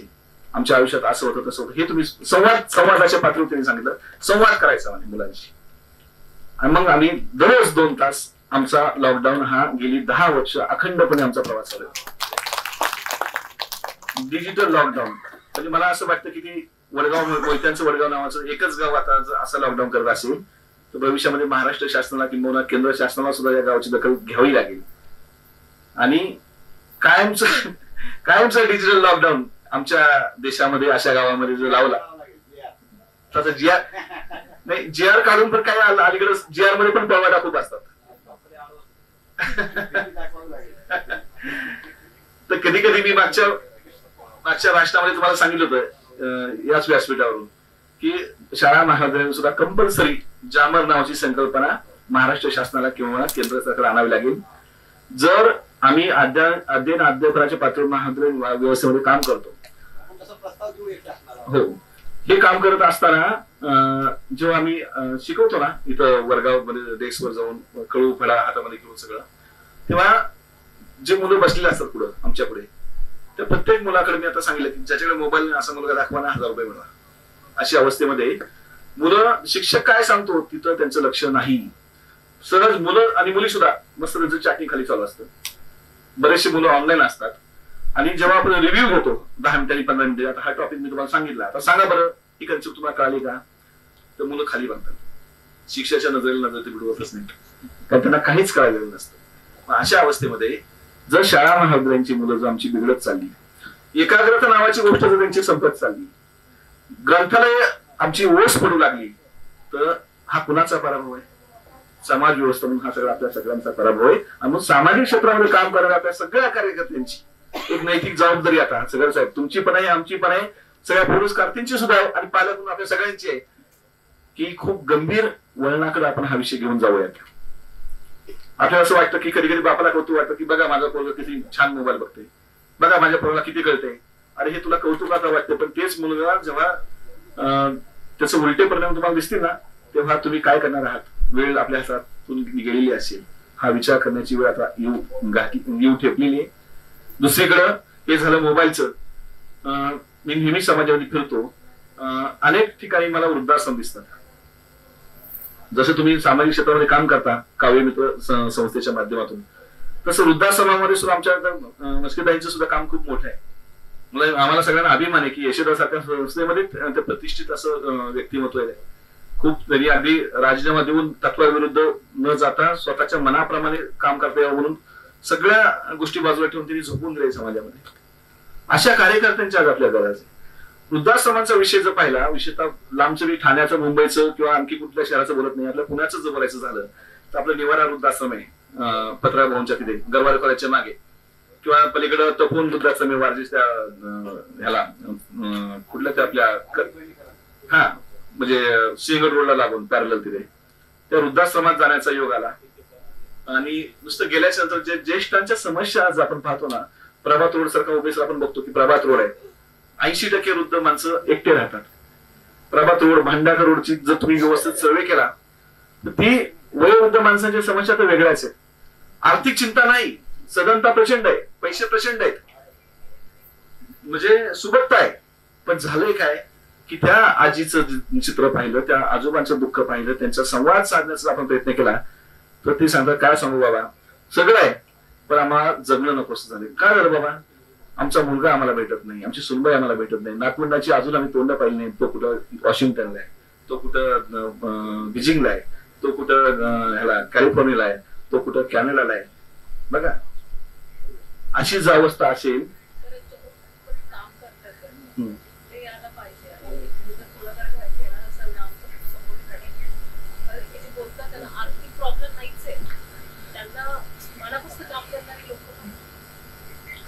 म्हणजे बघा एक सामाजिक भीषण असं सामाजिक वास्तव आपल्या पुण्यामध्येच पिंपरी चिंचवड परिसरामध्येच या ठिकाणी घडत आहे. आपण खूप लांब जायची गरज नाहीये. आता वृद्धाश्रम वाढणं ही कौतुकाची गोष्ट नाही मित्र, नेहमी लक्षात ठेवा. ह्या समाज जितके वृद्धाश्रम वाढतील तितका आपल्या नैतिक अधपतन समाज व्यवस्थेचं होतं ही गृहीत धरा. पूर्वीच्या काळामध्ये एकत्र कुटुंब पद्धती असताना किती गुन्हा गोविंदाने आपली मुलं राहत होती, किती गुन्हा गोविंदाने आपण राहत होतो. आपल्या बहिणीवर आपलं प्रेम असायचं, आपल्या भावावर आपलं प्रेम असायचं, आपल्या आईवडिलांवर आपलं प्रेम असायचं. आईवडील मुलगा कामावून घरी आल्याशिवाय जेवत नव्हते. रात्री 8 वाजो 9 वाजो 10 वाजो सगळं घर झोपलं तरी आई जागी असायची की माझा मुलगा आज मारला, तो किती मोठा असू दे. अरे बाबा तुला आज उशीर झाला, हो आई उशीर झाला, अरे मी जेवली नाही अजून, तू आधी जेवण करून घे मग मी तुझ्याबरोबर जेवते किंवा तुझं झाल्यावर जेवते. अशी मानणारी माणसं समाज व्यवस्थित होती बघा, कुटुंब व्यवस्थित होती. पण दुर्दैवाने एकत्र कुटुंब पद्धती हळूहळू असं आमची निष्ठा होत चालली. संकुचित स्वरूप आम्ही धारण केलं. हम दो हमारे दो ही संकल्पना आली. आता हम दो हमारा एक आणि आता हम ओनली वन. अशा अवस्थेमध्ये आजच्या पुणे शहरामध्ये आपण वाटचाल करत असताना दोष कुणाला द्यायचा, कुणाला दोष द्यायचा, याचं कधी आपण आत्मपरीक्षण करणार आहोत की नाही, याच्यावर आपण कधी कोणी बोलणार आहोत की नाही. म्हणजे गुजरातमध्ये सुरतचं परवा एक बातमी आली होती, मला तुम्ही वाचली असेल. सख्या आईचं निधन झालं प्रभात रस्त्यावरच्या. आई गेली, मुलगी गुजरातमध्ये राहते, सुरतमध्ये IT मध्ये लाखो रुपयांचं पॅकेज आहे बघा. 3 वर्षापूर्वी पुण्यात आली, पुण्यातून 3 वर्षापूर्वी तिकडे गेली, नवऱ्याबरोबर आनंदाने राहते. आणि तिला निरोप दिला शेजाऱ्या बाजारांनी की अगं दिदी तुझ्या आईचं निधन झालंय, याला जोशी हॉस्पिटलला ऍडमिट होते का, तुझ्या आईचं निधन झालंय आणि उद्या सकाळी अंत्यविधी, तर तुला पोचता येईल का त्या दरम्यान. बघा आता आपण तेवढी माणूस आपल्याकडे जिवंत आहे अजून, की शेजारी पाजारी निरोप देतात, किंबहुना त्या कुटुंबाच्या दुःखामध्ये सहभागी होतात. तसंच एका हितचिंतकाने तिला फोन केला की आता मुलगा येतोय का, मुलगी येतोय का, वाट बघून नंतर मग आपण त्यांना वैकुंठमध्ये घेऊन जाऊ. त्या मुलीने काय उत्तर द्यावं मुश्किल आहे, म्हणजे वाईट वाटतं हे सगळं सांगायला सुद्धा, शहर येतात अंगावर. ती मुलगी म्हणे मला आता वेळ नाही, माझा बॉस आउट ऑफ आहे, त्याची परमिशन मला येता नाही, तुम्ही उरकून घ्या म्हणे. बघा इथपर्यंत ठीक आहे, आपण व्यस्त असतो, नाही येता दोघं, ठीक आहे उरकून घ्या म्हणे. अंत्यविधी उरकला. परत 3 दिवसांनी फोन केला त्या व्यक्तीने, हितचिंतकाने त्या मुलीला, अगं दिदी अंत्यविधी आम्ही उरकला, सावरण्याचा कार्यक्रम झाला, आम्ही रक्षा त्या अस्थी असतात ना त्या आम्ही हे केले, जपून ठेवले, आता दशक्रिया विधी आहे त्या दिवशी, मग तू त्या दिवशी आली की मग तुझा भाऊ तुम्ही या आणि आपण मग कुठं अशा इंद्रायणीमध्ये कुठं आपण विसर्जन करू. ती म्हणे मला वेळ नाही, आईच्या 10व्याला सुद्धा यायला मला वेळ नाही. मग तुम्ही काय करा म्हणे काका, तुम्ही एक काम करा, ती राख आणि अस्थि थोड्या एका याच्यात पाकिटमध्ये पॅक करा आणि मला कुरिअर तिकडे पाठवा, म्हणजे मी तिकडे हे करेल, विसर्जन करेल सुरतला. म्हणजे ज्या मातेने त्या मुलीला जन्म दिला, त्या मुलाला जन्म दिला, बघा मातेच्या अंतिम क्षणी सुद्धा ज्या आईवडिलांनी मुलांसाठी खस्ता खाल्ल्या, त्यांना उभं केलं आयुष्यामध्ये, त्यांना लहानाचं मोठं केलं, तळ हाताच्या पोटाप्रमाणे जपलं, आपले आई बाबा किंवा आपण सुद्धा आपल्या मुलांसाठी काय केलं नाही हे विचारा. त्याची जाणीव आपल्या मुलांना आहे का? हा एक नवीन समस्या आजच्या समाज व्यवस्थेपुढे 21व्या शतकामध्ये येऊ घातलेली. म्हणजे संवेदना गेल्या कुठं, नातं गेलं कुठं, रक्ताचं नातं असतं ते गेलं कुठं? का असं मुलीला वाटतं, का असं मुलाला वाटतं? म्हणजे सख्या आई बापांना सुद्धा वृद्धाश्रमात पैसे पाठवतो आम्ही, पण आम्हाला आईला वडिलांना भेटायला वेळ नाही, त्यांच्याशी संवाद साधायला वेळ नाही, त्यांची इच्छा नातवंड पाहिजे, नातवंड दाखवायला सुद्धा त्यांना आम्हाला वेळ नाही. आणि असं तडफडून काही पाप नसताना जर वृद्धाश्रमामध्ये आमच्या भांडाकर रस्ता प्रभात रस्त्यावरची माणसं जर असं हताश होऊन जीवन संपवत असतील, 15 दिवस कळत नाही, त्या बॉडीचा वास आल्यानंतर शेजारी बाजारात कळतं की आजी गेली, हे आजोबा गेले, अरे एकटेच होते, मुलं कुठं कॅलिफोर्नियाला, मुलं कुठं वॉशिंग्टनला, मुलं कुठं कॅनडाला. तर करतो कोणासाठी हे सगळं आपण, चाललाय कुठं समाज, याचं कधी आपण गांभीर्याने विचार करणार आहोत की नाही? आज ह्या व्यासपीठावरच्या माध्यमातून निश्चितपणे हा विषय बोलायला मला म्हणजे बोलताना दुःख होत आहे, पण हे बोललं पाहिजे, हे सांगितलं पाहिजे, म्हणजे आपलं वास्तव आपल्याला समजलं पाहिजे. त्यामुळे एकेकाळी बलशाली भारत आम्ही असं म्हणतो, 150 वर्ष स्वातंत्र्य त्या पारतंत्र्याच्या गुलामगिरीमध्ये आम्ही काढली, कालांतराने आमच्यावर सुबत्त आली, आमची भौतिक परिस्थिती आमची सुधारली, नोकऱ्या मिळाल्या, छानपैकी आमचं पॅकेज आमचं वाढत गेलं, पण समाज व्यवस्थेचा मात्र किती पराभव होत चाललाय. आरक्षणाच्या प्रश्न आजही आम्ही लाखोंची मोर्चे काढतो, आजही आम्ही एक दुसऱ्या जातीला पाण्यात बघते, आजही आम्ही एकमेकांचा म्हणजे सगळे भारतीय, मीही भारतीय तोही भारतीय, त्याचे रक्त लाल माझं रक्त लाल, भारत माझा देश आहे, सारे भारतीय माझे बांधव आहेत असं मी म्हणतो. पण साने गुरुजींनी त्याच वेळी सांगितले, खरा तो एकच धर्म जगाला प्रेम अर्पावे. ही प्रार्थना आम्ही विसरलो की काय, ही संकल्पना आम्ही विसरलो की काय? कुणाला व्यर्थ हिनवावे, कुणाला व्यर्थ शिनवावे, समजता बंधू मानवावे, जगाला प्रेम अर्पावे, खरा तो एकची धर्म. त्या एका धर्माची परत एकदा आम्हाला नव्याने व्याख्या करावी लागेल की काय? अशा परिस्थितीमध्ये आपण अशा मान्यवरांना या ठिकाणी गौरवलं, म्हणून मी तुम्हाला सुरुवातीला म्हणलं की आपल्या सगळ्यांची जबाबदारी आता वाढलेली येतं लक्षामध्ये. त्यामुळे आपल्या तरी संवेदना बोचट ठेवू देऊ नका. मध्ये मध्ये आपण चिमटा घ्यायचा आपल्या स्वतःच्या हाताला की आहेत का मला संवेदना, आहेत का, मला वेदना होतात का? पण किती चिमटे घेतले, किती तुम्हाला बोकसलं तरी तुमचा हो की चू नाही, अशी जर अवस्था असेल समाज व्यवस्थेची, तर मग मुरदाड होणं आणि जिवंत राहण्यात फरक काय? मित्र, असं मुरदाड होऊन आपल्याला जगून चालणार नाही. हे आपल्या समाज व्यवस्थेला, आपल्या देशाला, आपल्या कुटुंबाला परवडणार नाही. म्हणून अशा कार्यक्रमाच्या माध्यमातून थोडं जरी आपण विचार मंथन केलं, थोडं जरी आपण चिंतन केलं आणि थोडं जरी आपली माणुसकी स्वतःमधली जिवंत असली, तर मला वाटतं निश्चितपणे भरकटलेला समाज, भरकटलेली युवा पिढी आजच्या युवक दिनाच्या दिवशी निश्चितपणे स्वामी विवेकानंदांच्या आदर्शाने वाटचाल करेल, हा आशावादाने व्यक्त करतो. जाता शेवटी एकच सांगतो, आमच्या पुणे विद्यापीठाचं अतिशय सुंदर गीत आहे मंगेश पाडेकरांनी लिहिलेलं की पुण्यमयी दे आम्ही विद्याच्या क्षेत्रात आम्ही काम करतो, म्हणून मी सांगतो पुण्यमयी दे आम्हा अक्षर वरदा, ज्ञान बनो कर्मशील कर्म ज्ञानवान, सेवेत समुक्ती ही मंगल दीक्षा, न्यायास्तव जागृती ही सत्व परीक्षा. किती सुंदर असं गीत आमच्या पुणे विद्यापीठाचं आहे. ते गीत आम्ही दररोज म्हणतो, पण ते गीत म्हणत असताना त्यातला शब्द प्रत्यक्ष जीवन जगत असताना आत्मसात करणं, तो व्यवहारात आणणं हे आम्हा सगळ्यांचं कर्तव्य एक युवक म्हणून. ज्ञानदानाच्या क्षेत्रामध्ये कार्य करणारे एक कार्यकर्ते म्हणून त्याची जाणीव सदैव आम्हाला या ठिकाणी होत राहते. आणि शेवटी ज्ञानेश्वरांनी त्या काळामध्ये सांगितलंय की हे विश्वाची माझे घर, जर हे विश्व माझं घर असेल तर आमचं कुठली जात, कुठला समाज, कुठला धर्म, कुठला प्रदेश करतोय काय आम्ही? हे विश्व अवघं विश्व माझं घर आहे. हे विश्व माझं घर कसं आहे हे आम्हाला कोरोना काळामध्ये आम्ही शिकलो. संबंध मानव जात या ठिकाणी धोक्यात असताना, संबंध मानव जातीचं अस्तित्व या ठिकाणी धोक्यात असताना, पृथ्वी राहील की नाही हा प्रश्न तुमच्या माझ्या सगळ्यांच्या पुढे निर्माण झाला असताना ताहून सुलाखून आपण आतापर्यंत या कार्यक्रमापर्यंत तरी आहोत हे नशीब समजा. कारण त्यावेळी इथं बसलेल्या एकाही माणसाला माझ्या सहित कुणाच गॅरंटी नव्हती की मी आता जपतोय का नव्हतोय, पुढे काय व्हायचं. मग तुमचं कुठला गुंठाण, तुमची कुठली प्रॉपर्टी, तुमचा कुठला 1 RK, कुठला 2 BHK काय घेऊन बसलाय. पण नशीब आपलं की आपण वाचलो. पण वाचलो देवाचे आभार मानू. देव आहे की मला माहित नाही, पण एक निसर्ग आहे, नीती आहे. तर तुम्ही देव म्हणा, तर तुम्ही नीती म्हणा, तर तुम्ही परमेश्वर म्हणा, किंवा त्याला तुम्ही अजून काही म्हणा. अशी एक अदृश्य शक्ती आहे की जे सगळं विश्व चालवते. अदरवाईज हा सगळा मोफत ऑक्सिजन आपल्याला मिळतो कुठून? रात्री झोपल्यानंतर सकाळी आपल्याला उठवतो कोण याचा विचार आपल्याला करावा लागतो. आणि कुठल्या तरी एका अदृश्य शक्तीला आपल्याला मानावं लागतं. त्याच अदृश्य शक्तीवर असा विश्वास ठेवून आपण जर आपल्या जीवनाचं मार्गक्रमण केलं, जर आपण आपल्या जगण्याची रीत आपण ठरवली, तर मला खात्री आहे निश्चितपणे तुम्ही किती जगला जगाला महत्व नाही, मी किती जगल्याला महत्व नाही. फक्त जे काय आयुष्य आपलं आहे मानवाचं 100 वर्ष आपल्याला आयुष्य असं म्हणतात, पण जन्मल्यापासून मृत्यूपर्यंत आपला प्रवास पुढे पुढे पुढे पुढे काना होतोय.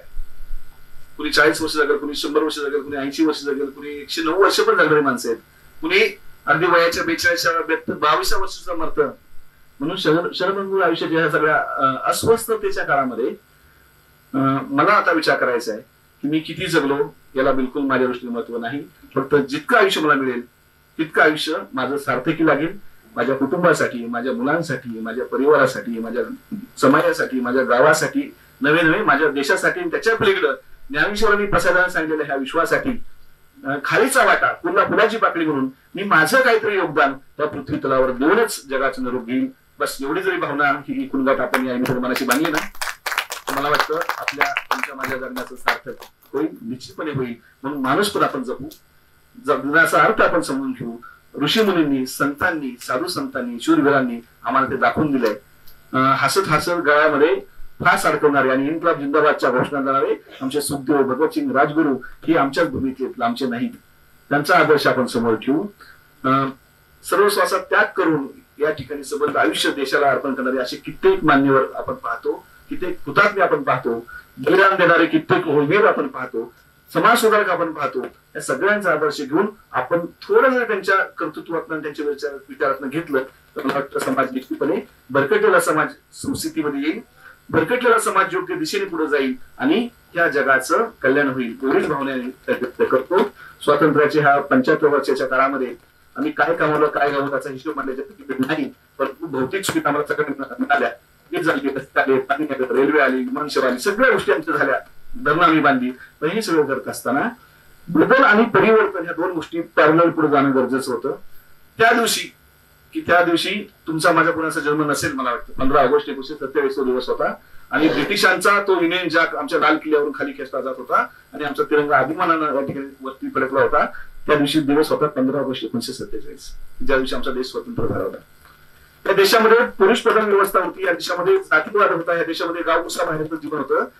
ज्यांना नाहेरी वर्गाला दुःख झालं त्या सगळ्यांना असं वाटलं होतं की आता माझा देश स्वतंत्र झाला. प्रत्येकाच्या चेहऱ्यावर आनंद होता. बुड्या तोडे उभारले जात होते, हातवरून साखर वाटली जात होती, आदिवासी बांधव खुश होते, महिला भगिनी खुश होत्या, शेतकरी वर्ग खुश होता, दलित समाज खुश होता, समाजातला नाहेरी वर्ग खुश होता, कारण आमचा देश आता स्वतंत्र झाला होता. प्रत्येकाच्या चेहऱ्यावरती आशावाद होता. तर मित्रांनो, बघता 75 वर्ष कधी निघून गेली आम्हाला कळालं पण नाही. स्वातंत्र्याचा अमृत महोत्सव 3 वर्षापूर्वी आम्ही साजरा केला. 78 वर्ष चालू स्वातंत्र्याचं. पण अशा अवस्थेमध्ये आजही आमचा बेरोजगार युवक अजूनही नोकरीसाठी धडपडतोय. आजही महिला भगिनी आमच्या सुरक्षेसाठी न्याय मागतायत, टाहो करतायत. आजही आमचा आदिवासी बांधव ज्या अन्न वस्त्र निवारा आमच्या मूलभूत गरजा आहेत त्या गरजा सुद्धा अजून त्याच्या वाड्या पाड्यापर्यंत पोहोचल्या नाहीत. त्याची समस्या आजही आजच्या अवस्थेमध्ये तशीच आहे. शेतकरी आजही आमच्या दिल्लीच्या त्या सीमेवरती हमी भावासाठी 6-6 महिने आंदोलन करतात, ऊन वारा पाऊस झेलतात, पोलिसांच्या लाट्या काट्या खातायत. म्हणजे नाहेरी वर्गाचा प्रश्न अजून संपला नाही, जातीवाद अजून आमचा संपला नाही, जो संपायला पाहिजे होता आतापर्यंत. आरक्षणाचे प्रश्न आता इथून पुढे राहावेत की नाही हा एक वेगळा मुद्दा आहे. तर आरक्षणाच्या प्रश्नासाठी सुद्धा आजही हजारो लाखोचे मोर्चे रस्त्यावर येत असतील आणि आपण प्रत्येक जण कुठल्या जातीचे कुठल्या धर्माचे मत देऊ नका, प्रत्येक जण शंकेने एकमेकाकडे पाहत असेल, अविश्वासाचं एकमेकाकडे पाहत असेल तर देशाची प्रगती झाली की अधोगती झाली हे तुम्हीच ठरवा. घरी जाऊन शांतपणे त्याचा विचार करा. म्हणून या परिस्थितीमध्ये सगर साहेब आपल्या काव्य शिल्प संस्थेच्या ह्या वाटचालीमध्ये सुंदर पद्धतीनं रौप्य महोत्सव आपण काम केलं. पुढे आपली जबाबदारी वाढली. आपली अशीच वाटचाल, दमदार वाटचाल सुवर्ण महोत्सवाकडे जाईल, अमृत महोत्सवाकडे जाईल, शतकोत्तर महोत्सवाकडे जाईल, अशी भावना या ठिकाणी व्यक्त करतो. आपण असो नसो आपली पुढची पिढी या ठिकाणी तयार आहे. निश्चितपणे हा आदर्श घेऊन ते काम करतील. आज स्वामी विवेकानंदाची जयंती, राजमाता बाळासाहेब जिजाऊंची आज जयंती, त्यांच्या पवित्र अशा स्मृतीला, त्यांच्या पवित्र अशा कार्याला मी सलाम करतो, अभिवादन करतो आणि पुन्हा एकदा पुरस्कारार्थींचं सगळ्यांचं मनपूर्वक अभिनंदन करतो, तुमचं कौतुक करतो आणि तुमची जबाबदारी आता वाढली ही जाणीव तुम्हाला करून देतो. आता थांबायचं नाही, तर आपल्याला लढायचं, पुढे जायचं ही भावना व्यक्त करतो आणि थांबतो. धन्यवाद. अतिशय मार्मिक शब्दांमध्ये आजची जी गंभीर परिस्थिती आहे ते मांडण्याचं काम माननीय सरांनी केलेलं आहे. आणि आजच्या या सोशल मीडियाच्या काळामध्ये आजचे जे पाल्य आहेत ते कुठेतरी विश्वास गमावत आहेत की काय अशी भीती सरांना होती. आणि त्यामुळं मी काहीच लिहिलं होतं आणि त्यात शेवटची ओळ अशी होती की प्रत्येक मुलाने किंवा मुलीने आपल्या पालकांना वचन दिलं पाहिजे की तुमच्यासाठी यशस्वी व्हायचा मी नक्की प्रयत्न करेन, तुमच्यासाठी यशस्वी व्हायचा माझा नक्की प्रयत्न असेल आणि तुमच्या पुढे माझा कोणताच निर्णय नसेल. हे वचन आज प्रत्येक पाल्याने आपल्या पालकांना दिलं पाहिजे. यापुढील निवेदनासाठी मी काव्यमित्र संस्थेचे अध्यक्ष माननीय राजेंद्र सगर सर यांना मंचावर येण्याची विनंती करते.